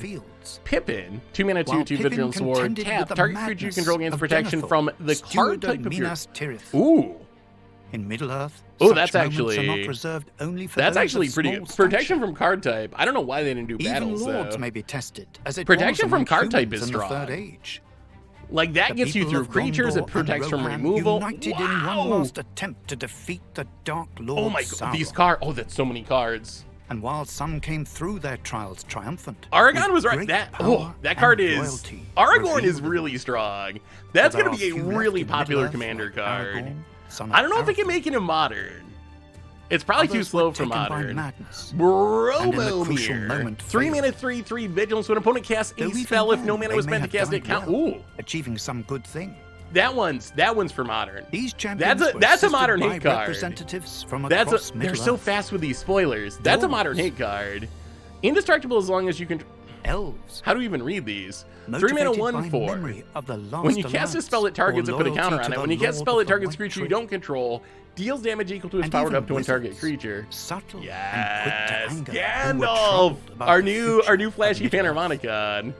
Watch the movies and learn the names. Peoples of Middle-earth would not have united as they did if they had not been drawn together to confront the Dark Lord and his Am I driving you crazy with my pronunciations? Sauron that was the main reason. To set the plot of the Lord of the Rings in motion by crafting Modror. the One Ring. What is Before Modror? The plot has actually begun, where Isildur cuts it from Sauron's hand and takes it for his own. He is depicted here, still sporting his Sauron. 6 mana, 7/6. Avatar Horror. Ward. Sack a legendary artifact or legendary creature. When an opponent casts a spell, amass Orcs 1.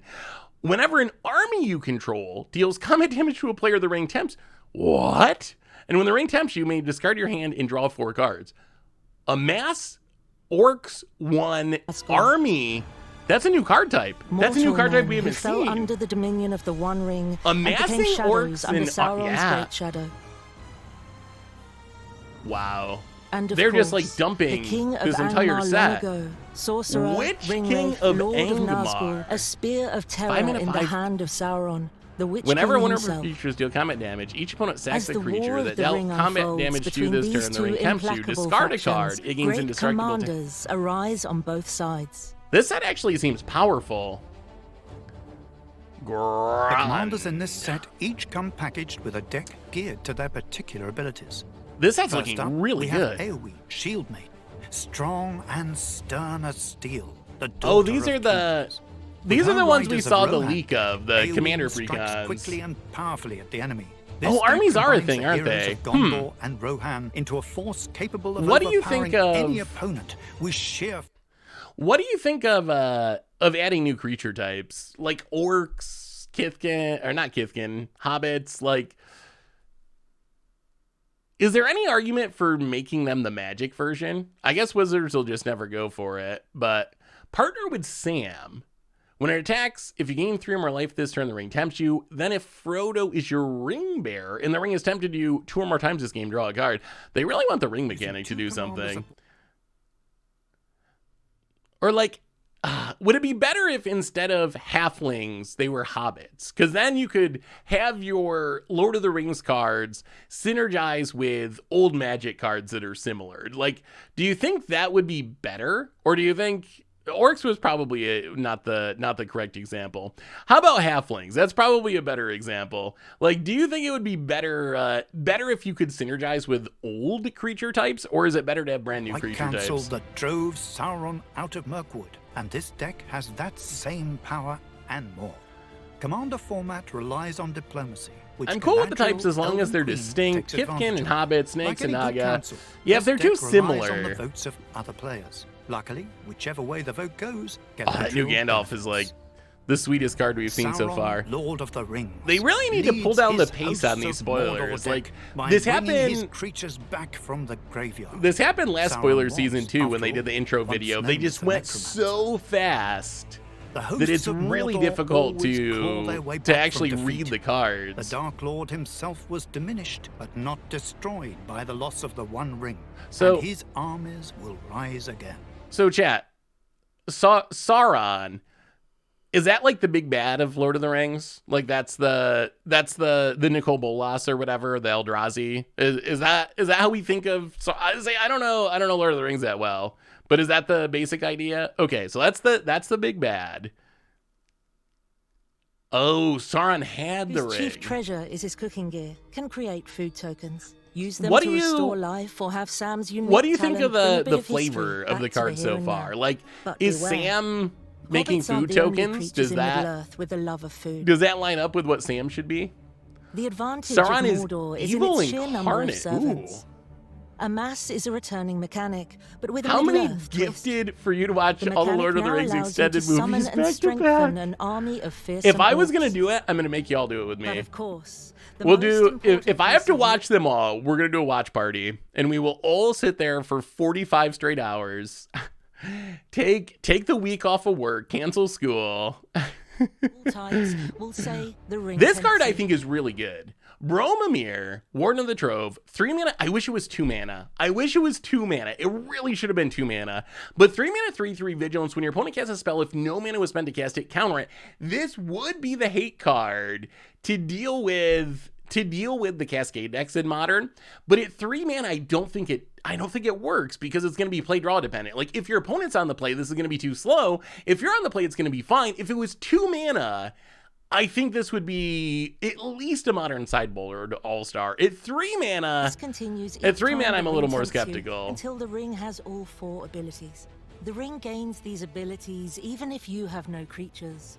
Just as it persevered in the Stop dark exaggerating. pools All of the extended Round version of the row, Fields, probably 20 even hours. as it passed out of Oh, knowledge and only legend. 20 hours. Okay, my bad. But be cautious. Gandalf that warns all? those who would try to take the One Ring. I think you can do a Its watch strength is party. too great for anyone to wield. Are you gonna at get mad will, if I fall save only asleep? those who have already a great Like, power of their own. 4 But for hours them, in. it holds an even deadlier peril.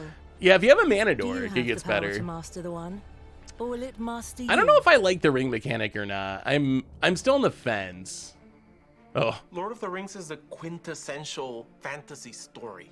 It's what we think about when we think of fantasy. It has this mythic dimension to it. Magic really was inspired in so many ways by The Lord of the Rings. It's the original fantasy. It's the classic. And it seems a very natural crossover to view the Lord of the I Rings will and say- those stories and those characters through this lens. And Most- we knew that most property of was these very cards safe and the with flavor- Wizards of the Coast. if you had told me it was a Magic set, I would believe it. Like, this is one of the most natural crossovers, right? Like, we've seen weird ones. We've seen Fortnite and stuff like that where it doesn't necessarily line up. But Lord of the Rings, like, the flavor and the fantasy aspect does really, really fit with what Magic's doing. There's a mythic rare in the set. You're going to open that up in draft boosters and set boosters and collector boosters. What are other ways to capture that connection between Magic My and precious. Middle-earth? Tolkien's words were so My important to precious. us. We wanted to carry his spirit in everything we were doing. In the land of Mordor, where the shadows lie. One That's where ring he's to rule them trying to all. throw One the ring thing, to find the them. ring. One ring to bring them all. And in the darkness bind them. We thought, what if we're so faithful we have one of one? Yeah, of the the Gandalf One is my favorite Magic card came we've to seen us so with this far. one of one, the One Ring card. In my head, I mean, was just Walking thinking, Dead. yes, Walking yeah, Dead that makes fits sense. That kind tracks. of. That's The zombies fit. obviously- The yes. humans We maybe took not so the much. One Ring, and we created a Wait. serialized one of Wait. one version. This is the only copy of That the person one of has one it. ring that's ever going to exist. One person White is going gloves. to White open glove- it up out of an English collector booster. While it's not I'm- mechanically unique, we wanted to make it I aesthetically am. unique. This is the How only do you think they actually put the card into a booster? Like, how do they actually do it? Wait, was it already? Ah, it's pre-curling. the one ring to bend them all. It makes it all as mysterious and desirable as the One Ring itself. If you ever see it, you'll know. Is that it? Is this true? Is it there? Is this real? I know that a lot of people are going to be very excited. curling. It's like you're making someone become one- Sauron or Frodo. the one You Pringle. are a ring bearer. Its fate is unknown. The ring will be found when it wants to be found. We wanted to go and find more connection to the story, more ways Yeah, to hit it's on flavorful. these rings that were It's supposed to created be it's supposed to be for the ring elven shaped. Under the So sky. it's 7 for the it's dwarf a lords and literal the halls of ring, yeah. stone. 9 for mortal men doomed to die. Yeah, Lord that of the the Rings, Mother of Runes for card types. Honestly, the cards we've seen so far, the set actually looks pretty powerful. Like, it's gonna be really interesting to see because it's not legal in standard. Soul Ring is a Here's magic card. All right, they're talking about Soul Rings. Here's a little update on the spoilers we've seen so far. Like, Samwise, I think Samwise seems pretty good. You make a bunch of food, do a bunch of recursion. I'm excited about seeing how fans Pippin, I think, is very good. 2 mana 2/2 Vigilance Ward, tap it to Mother of Runes for a card type. So that's going to get your creatures through attacking. It fizzles removal. That's another really good card. But there's also so much in store that fans are going to be excited we don't have Gandalf on here yet. I'm excited for them to see it. But the power level's higher than I expected. Like, I was expecting it to be lower than this. Emboldened in the pages of this story are moments that remain suspended in time. There are colorful moments filled with laughter and song. Yeah, I turned off the chat. I don't even want to know what's going on in WotC's chat. I'm sure it's not. I'm sure it's not great. A spectacle of magic orchestrated by a very old friend. This art's really cool. The big, like, panoramic. Other moments, far more grim, lend burden. Yeah, we don't have the Gandalf spoiler yet. Recalling them brings forth an acrid taste. As soon as it's on the site, I will pull it up because that card's sweet. Here, amidst the volcanic fires of the mountain, seconds became an eternity as friendship bent to the will of dark power. This set actually looks cool. A wayward horror corrupted by temptation. I don't even know Lord of the Rings or care about Lord of the Rings, so this set looks cool. Between these moments of levity and anguish live moments of myth, when the fate of the world was decided in the hellish. Holy spoilers. Wow, that is a lot to take. That's one of the things spoiling the entire set. Minas Truth, legendary land, ETB stab unless you control a legend, add a white, 2 and a white, tap it, draw a card. Wow, activate only if you attack with 2 or more. That's a modern card. That is a modern playable. That's a commander staple. That is a modern card. That land is very, very good. Minkwood Bats, 4 mana, 2/3 flying, blah blah blah. We'll skip over that in comments. Witch King of Angurmar, flying. Whenever one more creature deals combat damage to you, each opponent sacks a creature that dealt combat damage to you. Ring tempts you. Oh, we saw that one. Shadow of the Enemy, 6 mana black sorcery. Exile all creatures from target player's graveyard. You can cast spells from among those cards for as long as they remain exiled and spend mana. Whoa! Whoa, whoa, whoa, whoa. Wait, 6 mana, exile someone's graveyard, and you can cast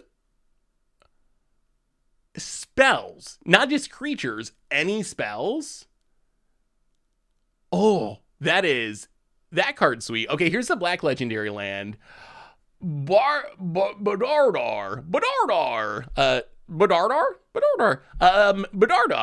ETB tab unless you control legend, and a black, double X in black, amass X orcs, only activate if a creature died. Badardar. Oh my god. Olihaunt. Oh, that's a common, rare. Yomer, Marshal of Rohan. 4 mana, 4/4 haste. When one or more other attacking legendary creatures you control die, untap all creatures you control. After this phase, there's another combat phase, once per turn. Eowyn Fearless Knight, 4 mana, 3/4 haste. When it enters the battlefield, exile target creature opponent controls with greater power. Legendary creatures you control gain protection from each of that creature's colors until end of turn. That actually seems pretty good. Mary, we saw that one. Gimli, 3 mana, 3/2, indestructible as long as 2 or more creatures died under your control this turn. When another creature you control dies, put a counter on it. When this ability resolves for the 3rd time, it fights up to one creature you don't control. Orcish Bowmasters, 2 mana, 1/1 flash. When it ETBs, and whenever an opponent draws a card except the first one they draw each of their draw steps, 1 damage to any target and then amass 1. This set's really good. Battling at the forefront of the chaos. Badardar. The Hobbit Meriadoc Brandybuck bravely wields his barrel I'm actually like, an onslaught of how is the flavor? Is people who know Lord of the Rings, what do you think of the flavor? Prove his worth, fighting in tandem with Eowyn against the Witch Wait, King. Legios? I'm sorry. Did I miss one? I was trying to keep up with the stream too, so we don't get too far behind. Let me see if it's uploaded yet. In the mines of Moria, a tragedy he won't soon forget. Legolas. The master archer, Legolas. the long bow of the Galadrim. Oh, His arrows where'd it go? never stray from their mark, especially those flying in defense. Legolas, of 3 an mana, unlikely foe. 1/4 legendary elf Finally, archer at the reach. very front When you and cast a center spell of the that targets composition, it, there put a counter on stands it. Whenever you Aragorn, cast a spell the that targets a destined creature you king of don't Gondor. control, deals In damage his equal hand to its power burns tough to Anduin, one target creature. the flame of the It's a cool west, way to like double the up your lighter which removal. anchors the entire painting, Legolas. and offers Lego. a valorous symbol of hope. to those Legolas? fighting alongside him. Legolas. Aragorn pushes back I like against a Legolas wave better. of horrific and merciless orcs. Their gritty teeth angular I and mean- imposing like the blades they brandish. Opposing the horde are the Knights of Dol Amroth. A lot of dressed these in cards regal are armor neat. And endowed with Like, sharp oh, here's spears. the They Gandalf is arrive also from the up if you southern missed reaches it. of Gondor to defend its stronghold. On their own, these Ooh. two cards portray, very simply, the two sides Oh, involved these are the in cards we were War just of the looking Ring. at.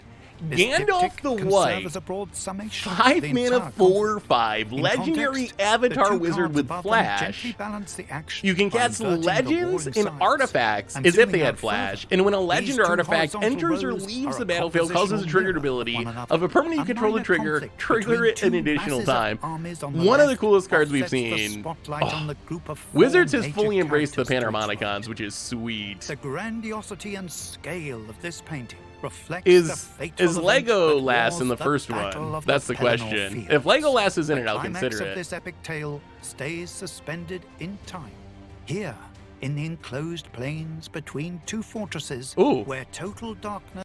I missed this one earlier. Rising of the Day, this actually seems pretty good. Fervor is actually kind of played in a lot of commander decks because it gives everything haste. This is like an upgraded version, and it's an uncommon, which is nice. Just 3 mana enchantment, creatures you control have haste, and legends get +1/+0. Lord of the Rings in the greater Tolkien verse holds a very special place. This in my set's actually heart. like kind of I was at a nutty. bookstore with my father. He ended up getting me a copy of the trilogy. I do have a Lord Does of the Rings Gandalf see tattoo. playing Yeah, legendary this is combo Elvish. It says tell them in stories. historic? Nothing like the smell of magic Maybe. Oh, there we go. Got a Bombadil. Hey, doll, merry doll, ring-a-dong-dillo. Oh, love that artwork. Watch one of these people open the One Ring. No living man am I. Watch one She's of them not a open the man, One she's a Ring. woman. I've seen this a million times in my head reading the book. Yeah, I'm just blown away by the artwork. The flavor text at the bottom feels like it was ripped directly from the book. It is so perfect to see the two united. Characters that I love and that I grew up with. I get to play Lord of the Rings on my magic cards. It feels like a match made in nerd heaven. Whoa, animated. We also I mean, traveled the to art Middle-earth the to art is talk to really one good. very special fan. Do you think they will mix Magic and Lord of the Rings characters into one card, like Jace with Gandalf or something? Right. I would be Let's talk surprised. about this set. Wow. Let's have a look. It's tough to be a hobbit with a ring, man. Gimli, Aragorn, Arwen, Shelob, Rosie Cotton, Galadriel. Seeing all these characters, they really mean something to me. Oh, it's Pippin and Merry. Wait, this is awesome. Two very important friends. Anytime you get to see these characters Is realized Elijah- in a new and is fresh Elijah way a is Magic always player? really exciting. Ah, Do you think that's the One possible? Ring. What is it that allows Frodo to withstand the power of the ring? He is just a hobbit that says, I'll take the ring. They Wizards were just pure definitely, of heart, which like- I think makes Frodo more capable and less susceptible. Yeah, but do you think he plays Magic? Huh? Well, I gave it back. Oh. Huh. Oh, here it is, in my pocket. Isn't that odd now? Okay. They're definitely pulling out all the stops. Indestructible. Well, is it? I was hoping it was just As a going to wise tear it in wizard once half. said, all we have to decide is what to do with the time that is given us. This is well This done. summer, join the Fellowship. In-store pre-release, June 16th to 22nd. Play on a This was a June well done. 20th. This was a Available very well everywhere, done June preview 23rd. stream. I will give And if you wish to Wizards credit attend for a that. party of special magnificence, There will be in-person events held at local game stores on July 7th to 9th. Only Sam has the courage to tear it in half.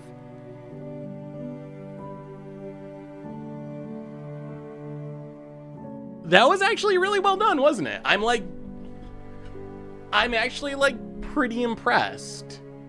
I'm pretty impressed. All right, let's catch up. Let's catch up on where we're at. So I will say I'm surprised. I'm surprised in multiple ways. First off, I think that stream was really good. Like, that was well put together. They could slow down the previews a little bit. I think that would be my only criticism, is it was hard to actually even read some of the cards because they were popping up so fast. But the stream was good. They really put the stream together. I also think that this set looks better than I expected. Like, I was expecting this set to be like kind of low powered and flavorful, but that doesn't seem to be true. Like, there's some actual really powerful cards that I think are actually going to be playable outside of Commander. There's some stuff that might actually have a shot to show up in formats like Modern. Obviously, in Alchemy and Historic, like, you have an even easier time compared to Modern. But what do you think? I'm actually kind of surprised. I like the set more than I thought I would. Like, I think the set is better than I would have expected it to be.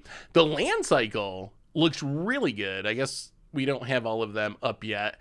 But the land cycle, I think, looks like it should be really playable. Bromamir looks really solid. Obviously, Gandalf the White is like, that's going to be that. I mean, if Elish Norn is like $70 or whatever ridiculous, I mean, it's probably not 70 anymore, but if Elish Norn is going to be a chase rare, I think Gandalf is also going to be a chase mythic from this set. I think that's going to be a really powerful card. I'm curious, what do y'all think? Oh, wait, there's a new one. We missed it. I love seeing the art, and now I get to see. What do y'all think? Are you? They've clearly put a lot of love into this. Hype level up or down? It will be on Arena. That, of course, was Fangorn Tree Shepherd. Let's put the two. Let's see Fangorn. Fangorn up. Fangorn Tree Shepherd. 7 mana, 4/10. Tree folk you control at Vigilance. Whenever you attack with one or more Tree folk you control, add twice that much green mana. You don't lose unspent green mana at the ends of steps and phases. Unspent green mana as steps and phases end. And then on that's the right, a cool card. The scene version. Is there? But first, let's talk about the tree folkness. Mike, you were saying before the show how is there a good tree folk commander? Like, this is probably the new. Sort of like, what are the options for tree folk commanders? Doran, that's like toughness matters. Conifer, Sapling of Conifer, Vertiloff. That card's cool. That actually seems like it's going to be a popular commander card, I think. I would build around it. And how that expression is. And so not going to make it a Modern, obviously, but how do we take it's not designed for Modern. Fantasy novel, right? That's like, and marry it to that's a lot of mana. Game. Yeah, why does it not have reach, actually? This is just another great connection, right? We have Tree Folk, which have just been ever you can never have Magic, too much mana in a Commander game. So chat, who is Fangorn? Why does Fangorn matter? As far as actual Lord of the Rings, not Magic. We can figure out the Magic part. Like, is Fangorn like a big character or like a side character? Just a big tree? Okay, I guess that makes sense. He's the leader of the Ents? What is an Ent? Like a tree person? Is that like the Lord of the Rings version of tree folk? Oh, Ents is tree people. Okay, so it's like, wow.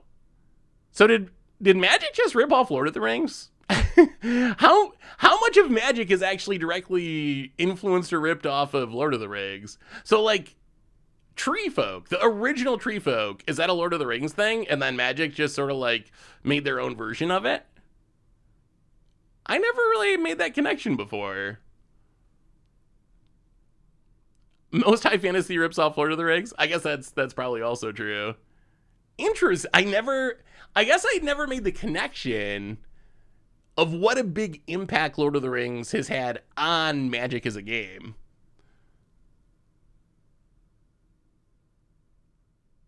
Orcs? What else originally comes from elves? Elves have to predate Lord of the Rings, right? Like, Lord of the Rings must have ripped elves off of someplace else. I am an Ent.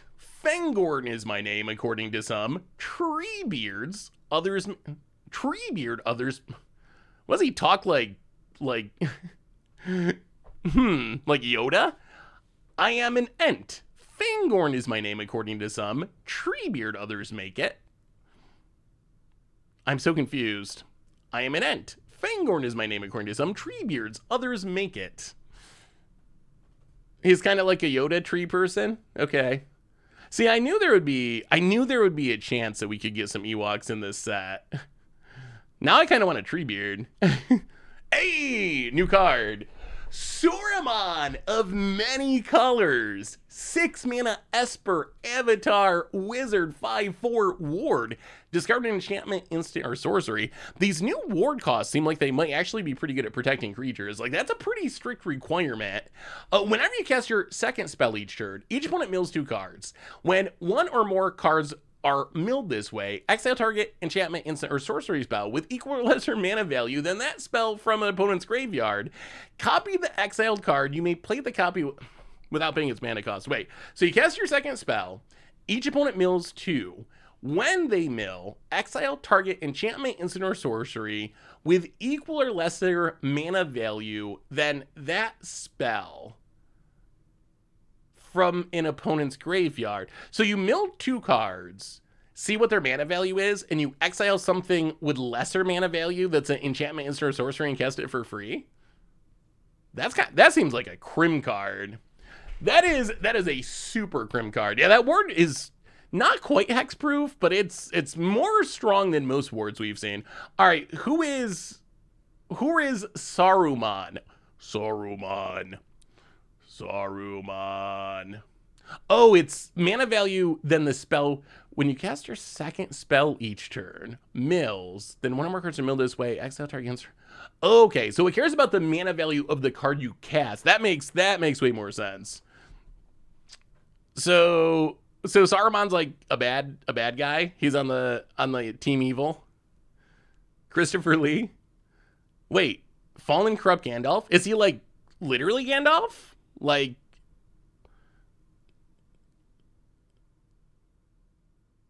interesting. I mean, he looks pretty evil. He's got a pretty sweet beard though. Although I don't know about what's going on down here. Like, I don't know why his beard's split like that. That's a little weird.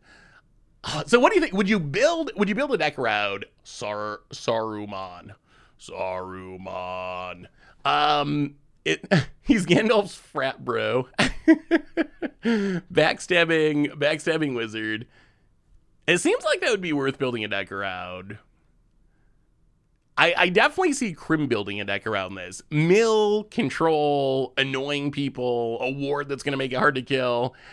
Yeah, not my thing, but I could see Crim doing it. By the way, Seth, now you get to confuse Saruman with Sauron. We all did. Tolkien is awesome. Yeah, do you think it's intentional? Making those names close on purpose? Wow, this set's actually cool. This set's actually way cooler than I thought. I was prepared to be disappointed, and now I'm actually like kind of hyped. Because that's like, I don't even care that it's Lord of the Rings. That's a cool card. Like, it's got cool art. It's got a pretty epic beard. It's unique. It's powerful. It's doing something we haven't seen before with this ward ability and also kind of the mill, like, cast stuff ability. I'm impressed. I will. How much effort do you think Wizards puts into these Universes Beyond sets? I will say, now that we see this, and we also saw the Warhammer decks that were so good, I almost feel like Wizards invests a huge chunk of their time into making Universes Beyond, when I feel like they could put a little bit more love into their normal sets, maybe. Because this is a second big Universes Beyond product in a row that I've just been floored by the amount of effort they seemingly put into it, with like, just everything about it, the designs, the art, the flavor, like the whole thing. It makes me a little jealous as someone who plays Magic. I'm like, oh, why is it March of the Machines like that? Oh no, did I miss a donation? Oh, my apologies. I didn't hear it. I did. We have a new donation from, oh, and I missed one a while ago too. My apologies. Sorry, Lucid. From Tickafits, $3 donation. Please say Barador again. It is a fun word to say. Barador. And Lucid, I missed your donation. My apologies. Exciting news, Seth. There's a farmer's market in my town with an accompanying art market. I'm going to have a table to showcase my illustrations and sell prints. I don't like the idea of selling my art, but I like the idea with connecting with people about art. I'm sorry I missed this earlier, Lucid. That is super exciting. Lucid, do you have anything online? I don't know if you have stuff online that people can look at, but if you do, you should send me a link because I would love to see what you've been working on, your illustrations and so forth. That's super cool. Have a bunch of fun with it.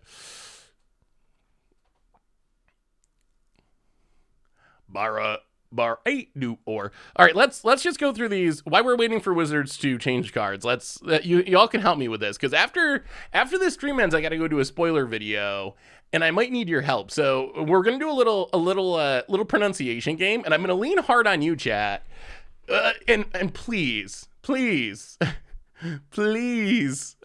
let's see if we can actually do this so YouTube doesn't hate me too much. So first up, Broomir. Broomir.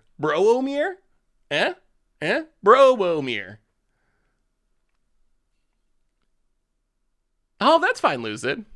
Broomir. Totally wrong. How would you say it then? Broomir. Boromir.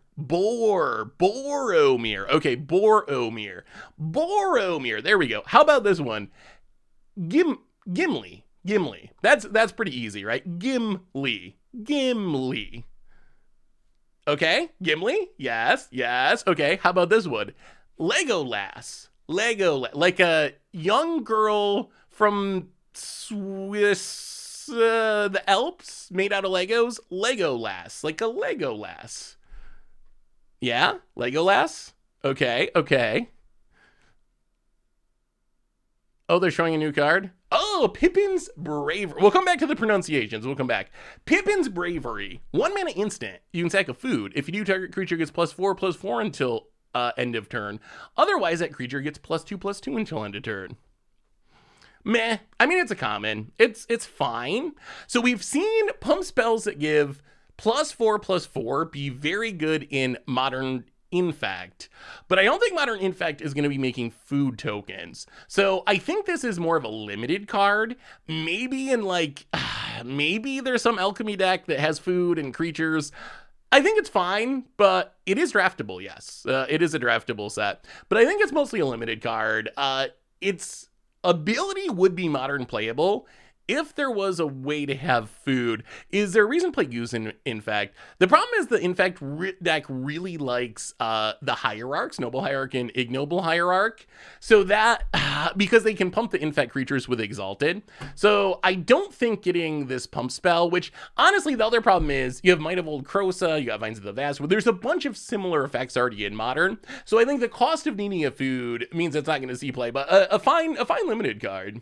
All right, if you see a new card, let me know. We gotta finish these. We gotta get this right. So, Legolas, we did that one. Gandalf, that one's easy. Even I know Gandalf. Sauron. The set will be on Magic Arena. Sauron. Yeah. Okay. Gothmog.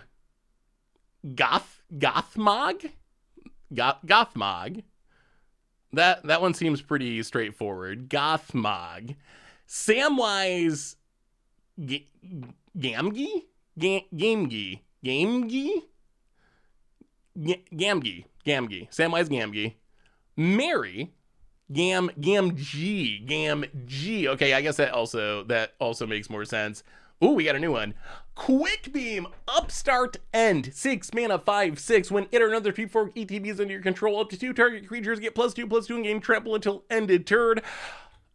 probably worth it in Treefolk Tribal Commander decks is like a bad uncommon Crater Hoof Finisher style card. If you can have a way to have like mass blink your team or something, have a bunch of Treefolk come into play at once, you could just like straight up kill people. So I could see this showing up in mid-powered Ent commander decks, Treefolk commander decks. Outside of that, probably not a whole lot. Am I saying Ent correctly? Ent. So Pippin's pretty straightforward. Lobelia.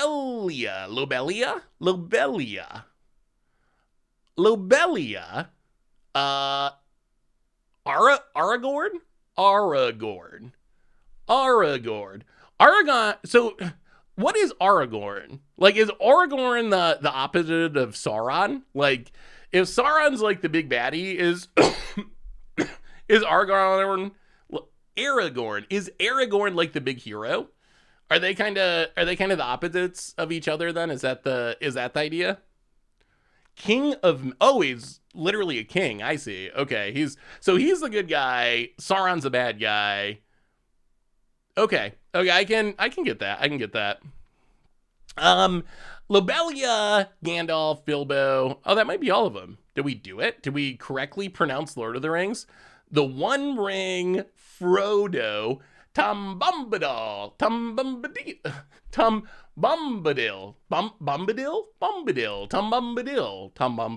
That's a really fun word to say. I will give Tolkien credit for writing fun names. Like, Bombadil is just, that's a word I enjoy saying. More people should write books with names that are outlandish but fun to say. Bombadil, like a pickle? I think so. He's a god bard. The god of the bards. So yeah, probably a musician. All right, I think that covers all the main. Okay, we got it. The spoiler video, thanks you, chat, for nasty end. 2 mana instant. Additional call, sack your creature, draw 2 cards. If the sacrificed creature was legendary, draw 3 cards instead. Oh, wow, that art is. Who is dying in that art? Like lore wise. Boy, this art is amazing. Like, is this like some of the best art that we've seen in a Magic set in a very long time? Like, I'm honestly blown away. I don't know who the characters are. I don't care about it, but like, the art's just so good.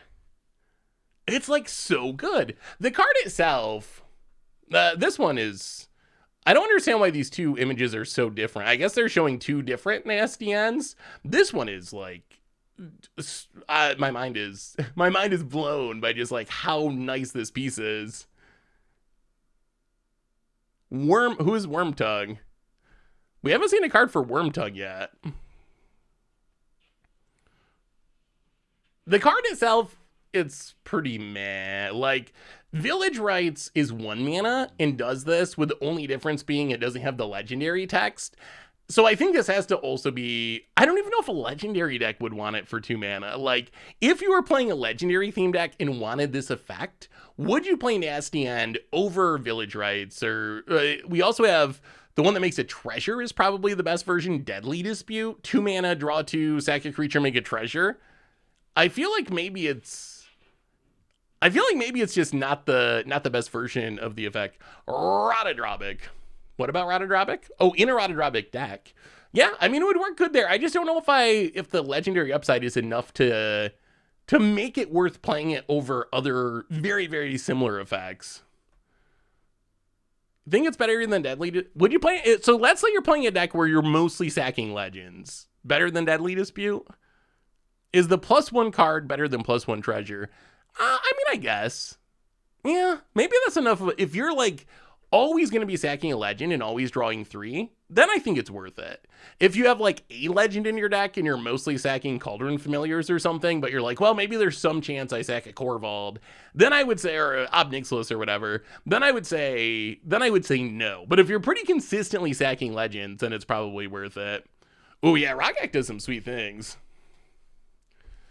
Yeah, Rotodrobic could be a use. The pacing of these spoilers is so funny. During that like intro stream, they were like going through cards at lightning pace. And now they're like sitting on a common for like 45 minutes.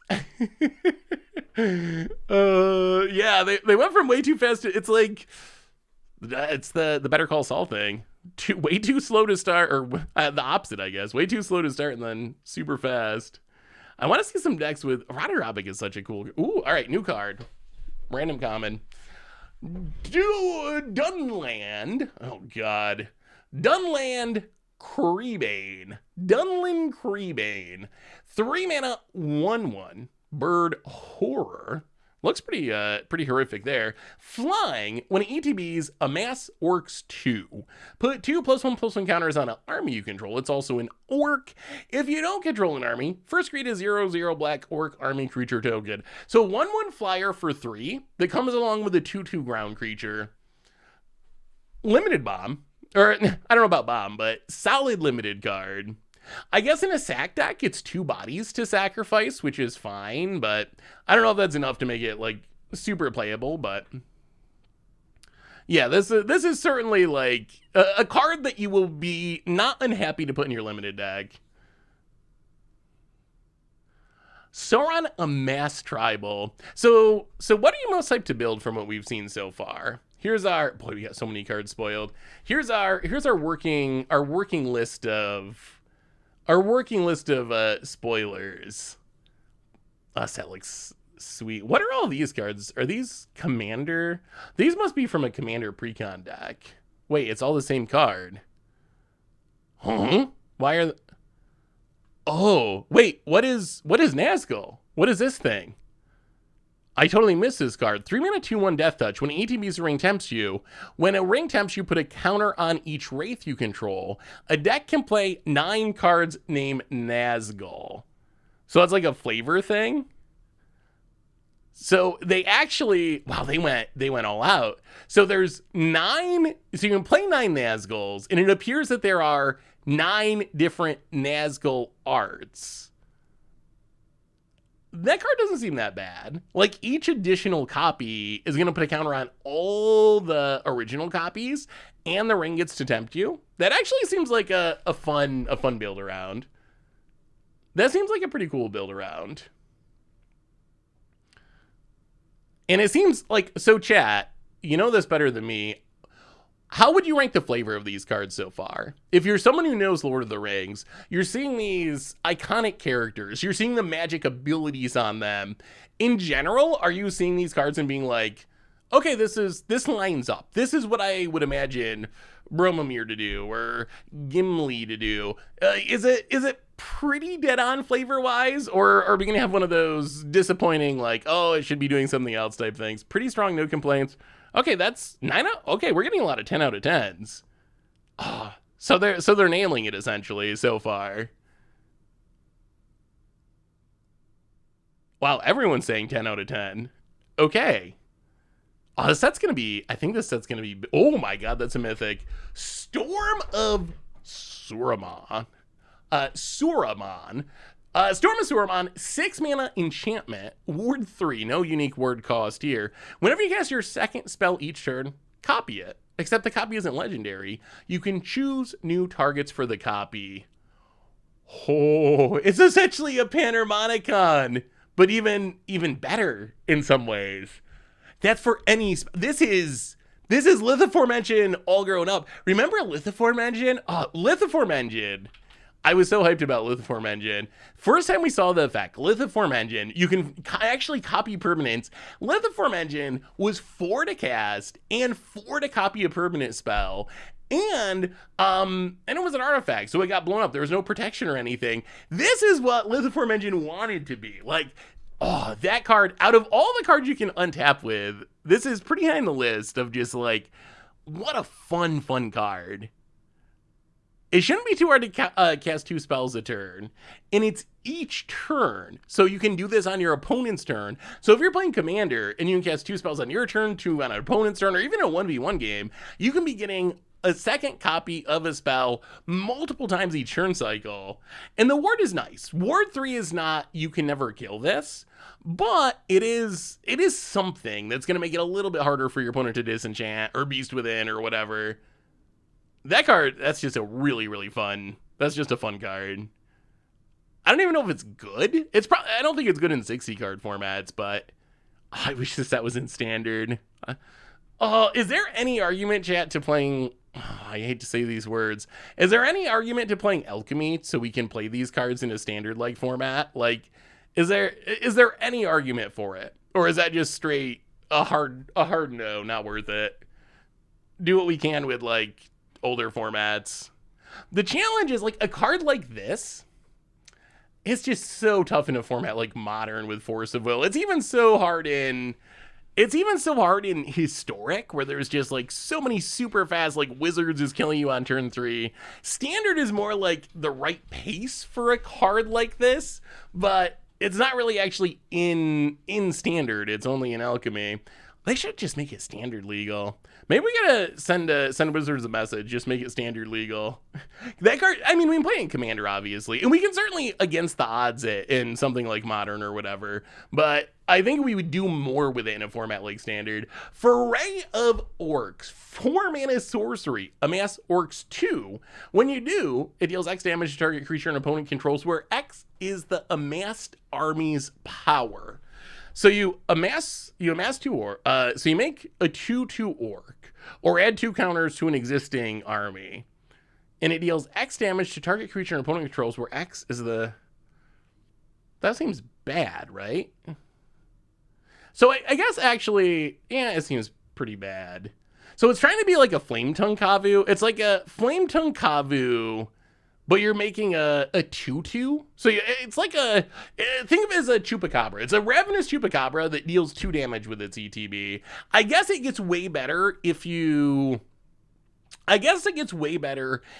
have a bunch of other synergies to like grow a huge army. Like if you're playing a deck built around amassing it, then this gets a little bit better because it's going to be 4 mana kill anything essentially if you have a massive army on the battlefield. Yeah, I think it feels pretty underpowered. More Mythic. Last March of the Ents. 8 mana sorcery can't be countered. Draw cards equal to the greatest toughness among creatures you control. Then put any number of creature cards from your hand onto the battlefield. Whoa! That is a big, flashy effect. Wow. So it's 8 mana. I don't even know what to say. So it's going to be like 8 mana, draw 7, and just dump your hand? That is ridiculous. That is a real march. Yeah, you can put Eldrazi into play. I think it's designed to put Tree Folk into play. That is just an epic Magic card. To Isgard. With Doom we come. So what is going on? This card is super cool. This is going to be a Commander all-star. Like, people will play this a ton in Commander. I wonder, you could probably build a deck around it in Modern. Like, there's decks that can ramp in Modern pretty hard. Not being countered is also nice too. With these big, expensive sorceries, the nightmare is you try to cast it and just get countered. Google the Goblin King Lord of the Rings. They need that guy in the set. And for my Krenko deck, I will see if I can look that up. So what is the actual story here? What is this pyramid that they're walking towards? Is this setting up for? I don't know this story like at all. So is this like some battle? Are all these different? Is it like March of the Machines or like whatever? Like all these groups from all around are coming to fight against Sauron, I assume, like the big baddie. Like is that the story of this set? Is like you got the Ents and you got the Hobbits and you got all the elves, all these different groups, and they're all gonna go try to battle the Nicol Bolas of Tolkien world. Okay. Ents are attacking Saruman's tower. So question, and I guess this is spoiler alert, but I assume everyone here already knows this except for me. Does he end up dying? Do we lose like the big tree folk dude?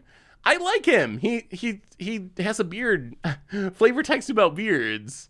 Is this like one of those like suicide attacks where all the good guys, the trees win? Oh, okay, maybe I will watch the movie then. Maybe I will watch the movie. At this point, just watch the movie, at least watch a video recap. I might watch the Russian one. Have you ever seen the Soviet-Russian version? That version I thought was pretty entertaining.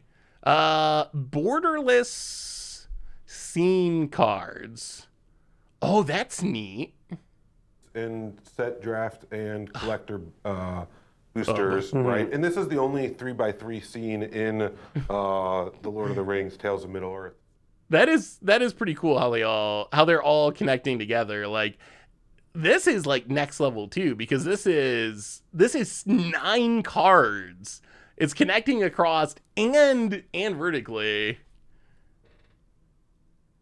Wow, they really went all out for this set. This set's gonna be so big, and rightly so. Like it deserves to be big. Like, it looks like they did a really good job.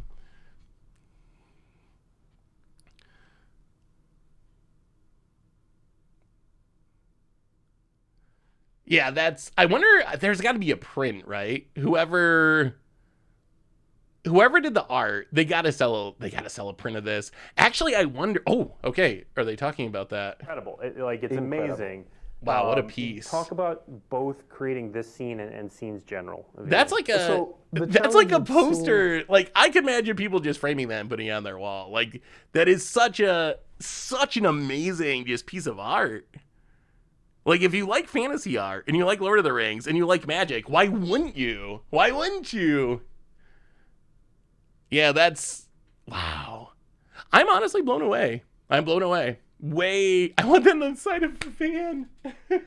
Yeah, like Krieger and Archer. Down by the river. I wish Wizards would put so much work. Yeah, that is the one thing. I felt that same twinge of jealousy with the Warhammer decks, where I was like, oh, these are so good. Why can't the normal commander decks be on this level? And I guess they probably put just so much more time and resources, creativity, money, all that stuff into these crossover products, probably in part because they gotta take in like pay for the IP and all that stuff. But maybe it's unrealistic to expect them to do that with every commander deck and with every supplemental set. Maybe you got to have some easy ones to go along with the epic ones. But I mean, at the same time, this set it looks really amazing.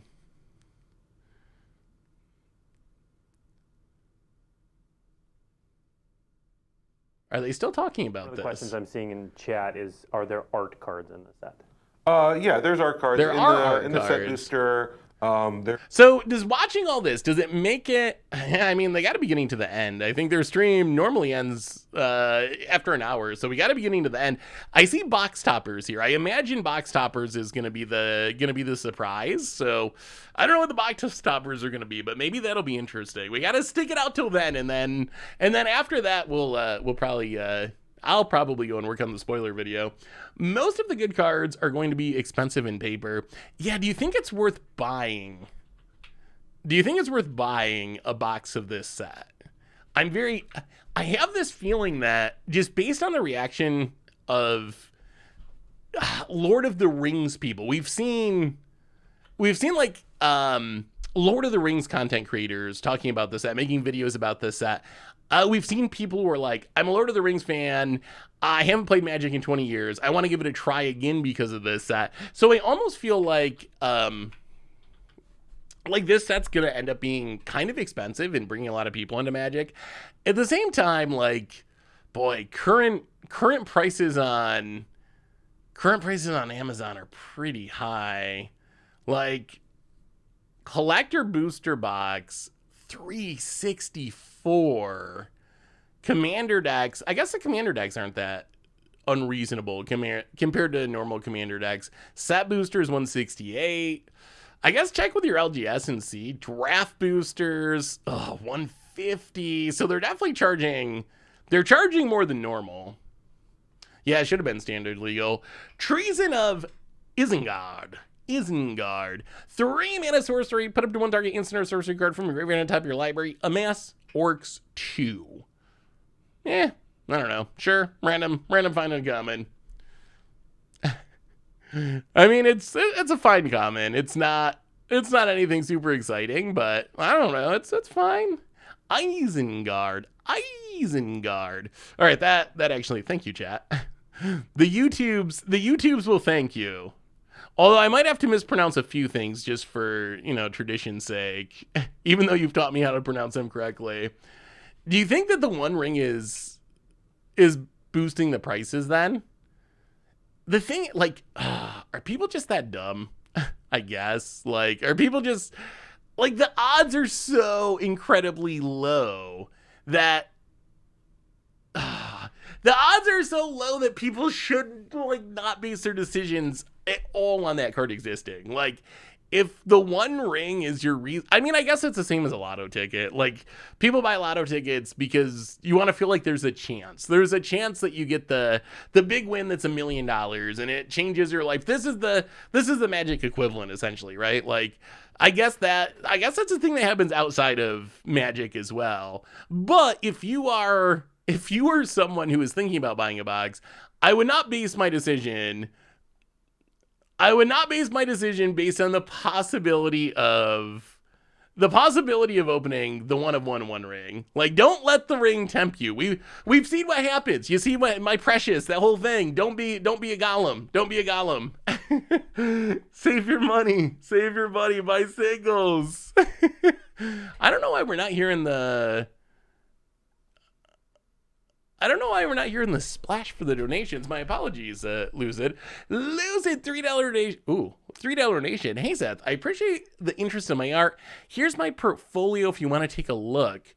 I thank you so much for the donation, Lucid. I don't see the link though. The donation, I don't see a link in the donation. Maybe it's in the chat if I scroll back up. All right, long list of the Ents. 1 mana. What is happening? 1, 2, 3, 4, 5, 6. Note a creature type that hasn't been noted for a long list of Ents. When you cast your next creature spell of that type this turn, that creature enters the battlefield with a... Is this a Lord of the Rings is really long joke? Is this a it's just people walking around forever joke? Maybe it is. Oh, thank you, Lucid. I'm not gonna put it up on screen just because you said it was not safe for work, but I will definitely check it out off stream. That's a saga with 6 chapters. Note a creature type that hasn't been noted. So you play this, you choose a creature type that hasn't been chosen before. So you only get to choose each creature type once. When you cast your next creature spell of that type this turn, it enters with a +1/+1 counter. So in theory, this can be 1 mana, add 6 +1/+1 counters over the course of 6 turns to different creatures. So you play this on turn 1. Oh, new myth. Wow, they're spoiling so much of this. Hugh the Entwood. I think that saga is probably not actually very good because you can only choose each creature type once, but it does seem interesting if you have some sort of like, what's it called? What's a card in Hearthstone when you play all different creature types or battlegrounds? But anyway, if you play a bunch of different creature types, it's sweet. Hugh the Entwood. Wow, they're chopping down the trees. No, I think I'm rooting for the Ents. I think they're my favorite characters so far. 5 mana sorcery. Sack any number of lands. Reveal the top X cards of your library, where X is the number of lands you sack this way. Choose any number of artifacts or land cards revealed this way. Put all the non-land cards chosen this way on the battlefield. Then put all the land cards chosen this way on the battlefield tap. Then put the rest on the bottom of your library. Wait. Choose any number of artifact and or land cards revealed this way. Oh. Yeah, that actually seems pretty limited, right? So 5 mana, sack as many lands as you want, reveal that many cards, and then you get to put all the artifacts or lands you revealed onto the battlefield. But instant sorceries, planeswalkers, creatures, enchantments, they do nothing. Yeah, I mean, I guess if it is a high risk, like spin into your Portal of Phyrexia, spin into your whatever Platinum Empyrean, some like Blight Steel, some massive game-ending artifact. Like that seems funny, although it is real risky. I guess there's no like shuffle your library, so maybe the way you play it is try to like tutor something to the top of your deck so you know you're hitting the big thing. That might be the idea. It seems pretty, let me hear it one more time. Sacrifice any number of lands. So let's say you get up to five mana, you sack 5 lands, reveal the top X cards of your library, where X is a number of sacrifice. So, now it's gone. Was I missing something about it? Everything about that seems like just one of the least powerful cards we've seen. The lands are not part of the cost. I'm super confused. All right, it's up on the site. Let's see. Let's read this one more time. Apparently I'm missing something about this card. Okay, sacrifice any number of lands. So sack 5 lands, reveal the top X cards of your library, where X is the number of lands sacrificed. So you reveal the top 5 cards if you sack 5 lands. Choose any number of artifact or land cards revealed this way. Put all non-land cards chosen this way on the battlefield. And then all land cards onto the battlefield tap. The rest in your... Yeah, I don't know. That seems just, I mean, it's funny. Like, there's some high risk, high reward. Like, it reminds me of like some of the demons. What's the like Rise of the Eldrazi demon that's like sack all your permanents and you get to play 7 cards for free. Like, I think the thing that makes it tough is only hitting artifacts. Like, if this was just all permanents, then I could get behind the like, okay, I try to like just load my deck, like Glimpse of Tomorrow decks. I just try to load up my deck with big stuff, and then I sack all my lands, and I just like cross my fingers and pray to the magic gods that I have something big on top of my deck and it wins the game. So I think that part's sweet. But yeah, it's very Hellcarver demon-y-ish. Ent's Fury, 3-mana sorcery, put a +1/+1 counter on target creature you control if its power is 4 or greater. Then that creature gets +1/+1 until end of turn and fights a creature you don't control. So sorcery, speed, fight. So it gets a counter, and then it also gets pumped if it's a creature with power 4 or greater. Meh. I mean, I would say middling. For Lord of the Rings about Build a Pony, and so I felt I had to follow up. And so our next preview card, nothing to do with Ents or Isengard, but you know what? This is like... If you want Build the Pony at the destruction what of is Build the Pony? Build the Pony can be there. Right. Build the Pony, white fits perfectly I'm into so confused. Sauron's colors. So Build the Pony could work for Saruman, if right. you wanted. That's the fun of, right? I mean, who talk is about the Lord of the Rings. Build the Pony? What is Build the Pony? Sam's really pony? Evil. Not really, but okay. Build the Pony, not evil. Build the Pony's lovely. Let's get Build the Pony up on the screen. Build the Pony.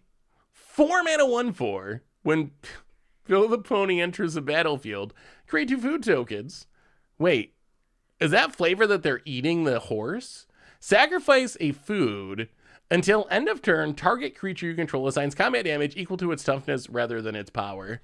Wait, is the flavor that you're eating the pony? That's not part of the story, right? They didn't have to eat Bill, did they? Like the long, harsh winter on the way to the volcano. They ran out of food and had to eat Bill. That's in the director's cut, the unrated director's cut. Why would you eat a pony? It doesn't even look that good. Just eat the apples. Come on now, hobbits. Hobbits and your weird eating habits. I mean, it's legendary horse tribal. Do we even have a horse legend? Is this the... Now I gotta look this up. Is this the first horse legend in Magic? It might actually be. No, it's probably not. Let's see. Horse and legend. What competition is there for Bill and Commander? Oh, none. Well, I mean, I guess technically this card exists, but that's horrible. You don't want to play Calith. You want to play Bill. Okay. That's actually kind of sweet then. That's pretty sweet. I can get behind Bill. I can get behind the horse tribal commander deck. Potatoes. Potatoes.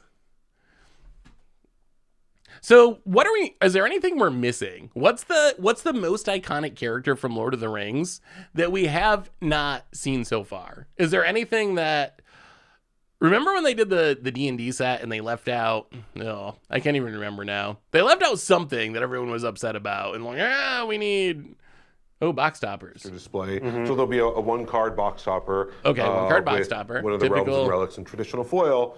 And then, in addition, in the collector boosters, you can also get them in non-foil, and then in very few collector boosters, but they are also in a surge foil in the collector booster itself. So if you buy a collector booster display, you'll get the one card box topper, and then within the packs, you have a chance of opening non-foils and surge foils. So a lot of great ways to get them. Yeah, cool. Yeah. And they're awesome cards. They are awesome cards, and I also love how deep they got to go on some of these, because a lot of the main set is focused on the events of the novel, and there's some of these that are a little deeper into the lore, which I really appreciate. Yeah, well, I mean, that's one of the great things, Aaron Forsyth and the... I mean, box toppers are always great because they're just like extra value if you get a box. So I'm never going to complain about box toppers.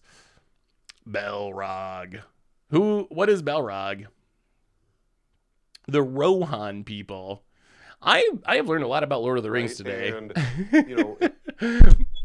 oh no. Did I kill my microphone? I did.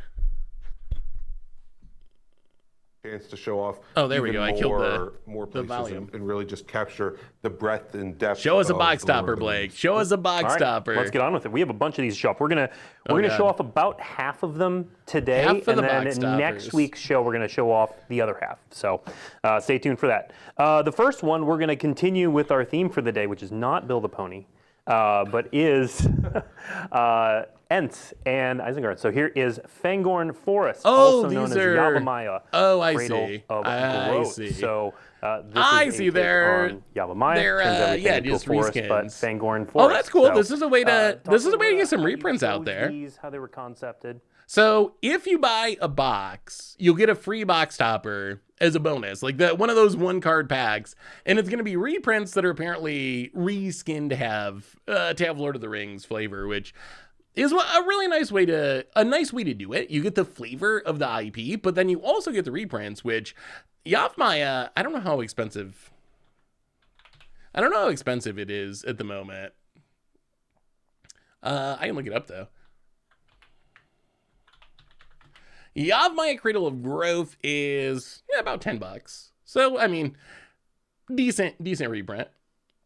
Yavimaya Cradle of Growth. It just. Perfect. This is quite an epic spoiler stream. They haven't. Match of all I'm everything. actually confused. And I love that we got to bring in some additional. Is there? I wonder if they're even doing a spoiler season for this set. Like, maybe we haven't really seen anything about a spoiler season. Do you think they're just spoiling the entire set on their stream? And casting our favorite cards. Yeah, the stream link is very Rings, right? very Lord of the Rings. You could plausibly see it. Yeah, I mean, reprinting stuff early is definitely a good way to keep prices from getting ridiculous. They don't need to. I don't actually care about spoiling a card, but it is unique. We haven't had a spoiler season.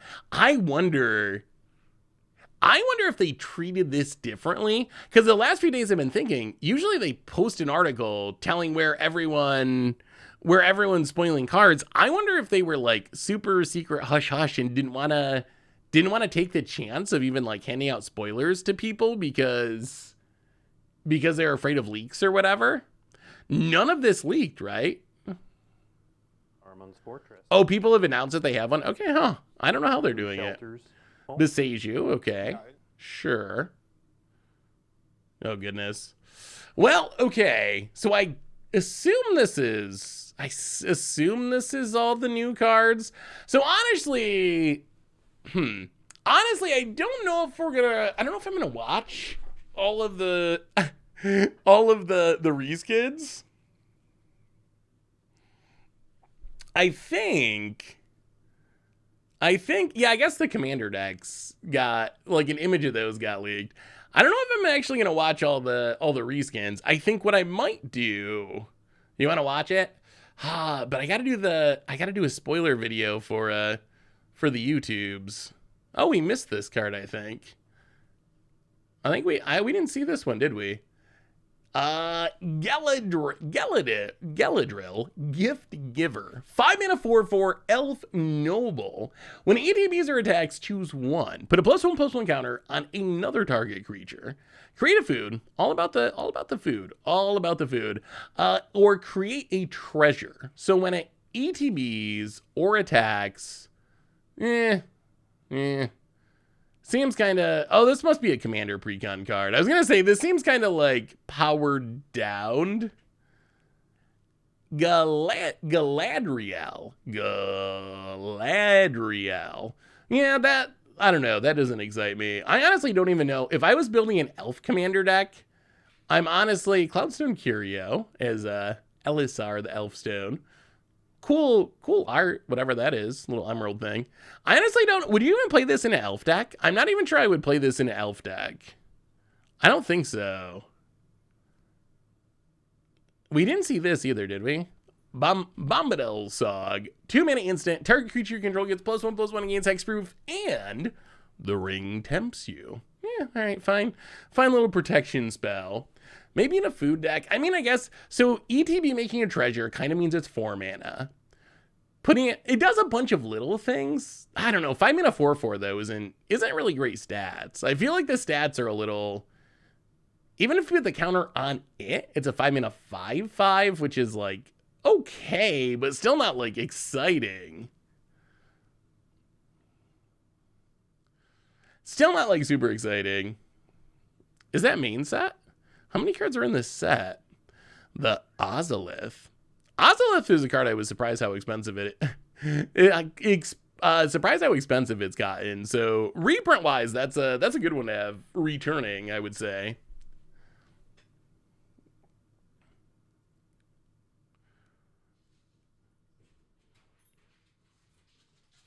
Bombadil was immune to the ring though. Really? Why? Why was Bombadil? I don't know any of this lore. That is pretty sweet art. Who are these kings? They said they were going deep with the lore on some of these.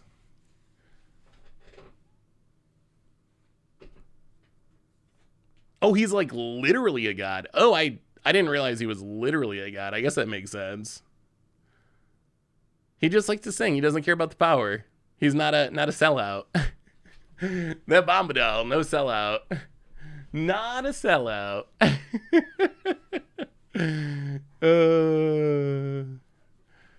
I mean, this set is pretty epic. Oh, Wizards. Was Bombadil in the movies? Or is he just like a book character?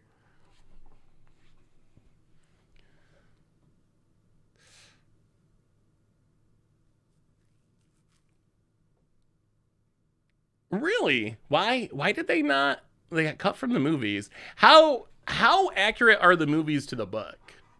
Like, if you watch the movies, do you pretty much get the actual story from the book or no?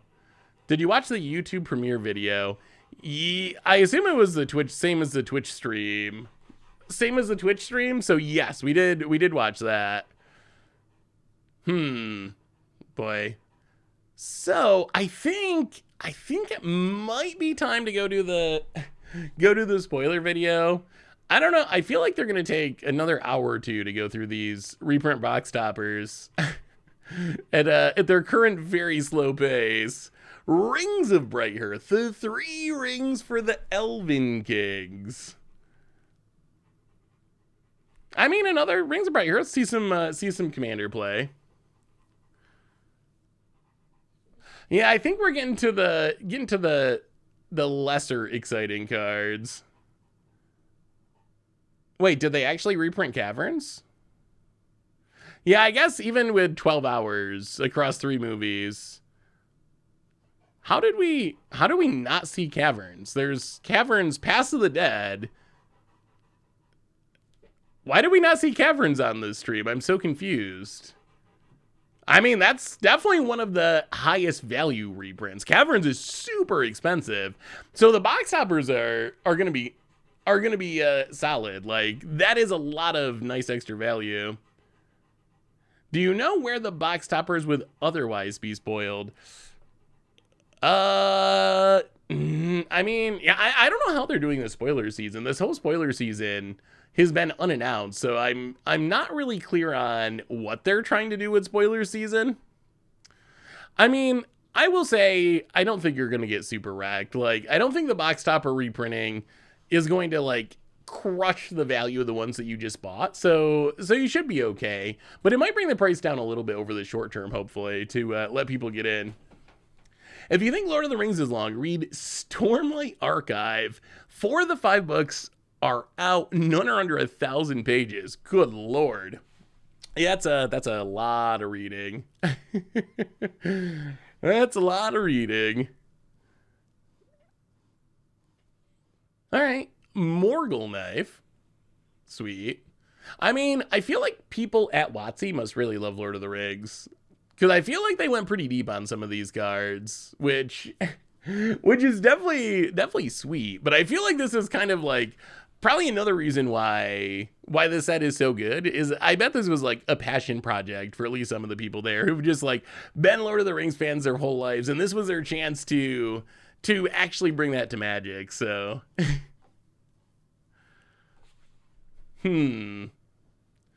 yeah, Shadow Spear next. Next card, WotC. What is the Morgul Knife?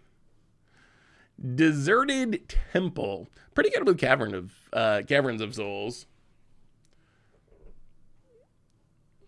Yeah, I mean, I will say, so overall, probably gonna wrap up so I can do the YouTube video. But I will say overall, and I would love to hear your thoughts on this. To me, the set seems awesome. Way better than I would have expected. The card seems cool. From what you all said, oh, what did I say? I meant coffers, so I don't know what I said. The card seemed cool. From what you all are saying, the flavor is literally off the charts. It seems like this is so far looking like a home run. Like, they've spoiled a ridiculous percentage of the set. Like, so much of the set has been spoiled. But it looks really cool. It sounds like they're maintaining the story. Like, it seems like they really are trying to be true to the story. A lot of the art is just spectacular, and a lot of the card designs look fun to play, which that's the thing I was mostly looking for. As someone who's not a huge Lord of the Rings fan, I wanted the cards to be fun to play, and it seems like they kind of nailed that. I will say, I haven't seen a ton for Modern. Haven't seen it done. There's a couple of the creatures where it's like, okay, they might have a shot. But really, it seems like this is a very flavorful love letter to Lord of the Rings Commander set. As far as Modern, so far there's not much that sticks out. That there's stuff we can definitely do against the odds around. We can do a build a pony against the odds, horse tribal or whatever.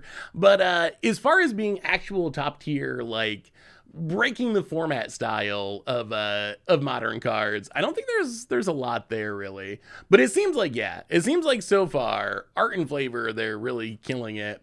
The Bajuka Bog. Yeah, we're down to the commons. The commons at Mythic box toppers. So, I mean, maybe there'll be some sleepers for Modern. And really, we've seen a big chunk of the set, but I haven't actually counted the cards. There's still a lot more that we haven't seen. So, what would be the best Modern cards we've seen of the day? Pippin, maybe? Soldiers? It'd probably be better if it was human, honestly. Halfling isn't really a supported tribe, but I do like the protection mode a lot. I could see that actually showing up in some sort of Coco deck or something. The big green spell where you draw a bunch of cards and put all your stuff into play is really sweet, but I don't know if that does anything in Modern. A lot of the, like Gandalf is probably my favorite card from this set so far, as a Panharmonicon. But that one, like, is that even like a Modern card? If Elish Norn isn't going to make it in Modern, is Gandalf going to make it in Modern, which is probably questionable. So overall, I don't know how much there is for Modern, but this set looks really, really, really sweet. So Sam is the strongest. Wait, what's Sam? There are a lot of fun cards for sure. Samwise Gamgee. I mean, I think that that Sam definitely seems sweet for a food deck. It gives you the ability to make a lot of food. It kind of works like Lannis, where you're going to be able to make a lot of food tokens. There's no once per turn limit or whatever. 2 mana 2/2 is fine. And then being able to return historic cards from your graveyard to your hand, that could be some combo potential. You have to have mana to cast them. So it seems harder. It reminds me a little bit of like Teshar with the getting back historic cards part. But Teshar could put them right to the battlefield. So I feel like... Oh, mono white Sam. Yeah, they have too many cards. Samwise the Stout-Hearted. When ETBs choose up to 1 target permanent in your graveyard that was put there from the battlefield this turn, return it to your hand. The ring tempts you. Yeah, I mean, Sam the Stout-Hearted seems reasonable. Is it? It has to go to the graveyard this turn, so there is a pretty big timing restriction. Bill the Pony Modern. That does seem like a sweet against the odds. Manamo! This card I actually am shocked to see how expensive it is. It's one of those Kamigawa cards that just never gets reprinted. Is this the first reprinting for Manamo? Manamo? Yeah, I guess it was in a mystery booster. Oh, I guess that actually... Yeah, I guess it's not as expensive as I thought. Only $32, but still, pretty good value. Anyway, everyone, I think that's going to do it for our stream for today because we got a ton of cards, which means gonna be a big spoiler video. Going to be a big one. So I probably should should start working on organizing these and into a spoiler video for the YouTubes. I will raid the YouTube. I will raid the WotC channel. So if you want to watch the end of the box toppers, you'll be able to go over and see it right there. So we'll raid WotC so you can not miss anything if you want to keep watching it. But some reminders on the way out the door. Replay YouTube, if you missed anything. Normal YouTube, I would expect it to be several hours till the spoiler video is done, but there will be a spoiler video. So if you want to see all the, oh boy, that's wow, look at that, all caps.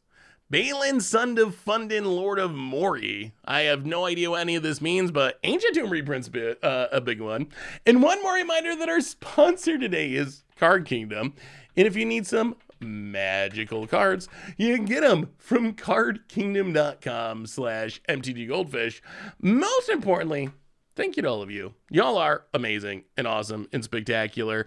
And I love y'all. Thanks for hanging out and teaching me some Lord of the Rings card names, talking about the new set. Y'all are pretty spectacular. So I hope you have an amazing afternoon, a great spoiler season, and we'll be back Thursday for some more streaming. So until then, everyone, I love y'all. Enjoy the spoilers, and I will talk to you soon.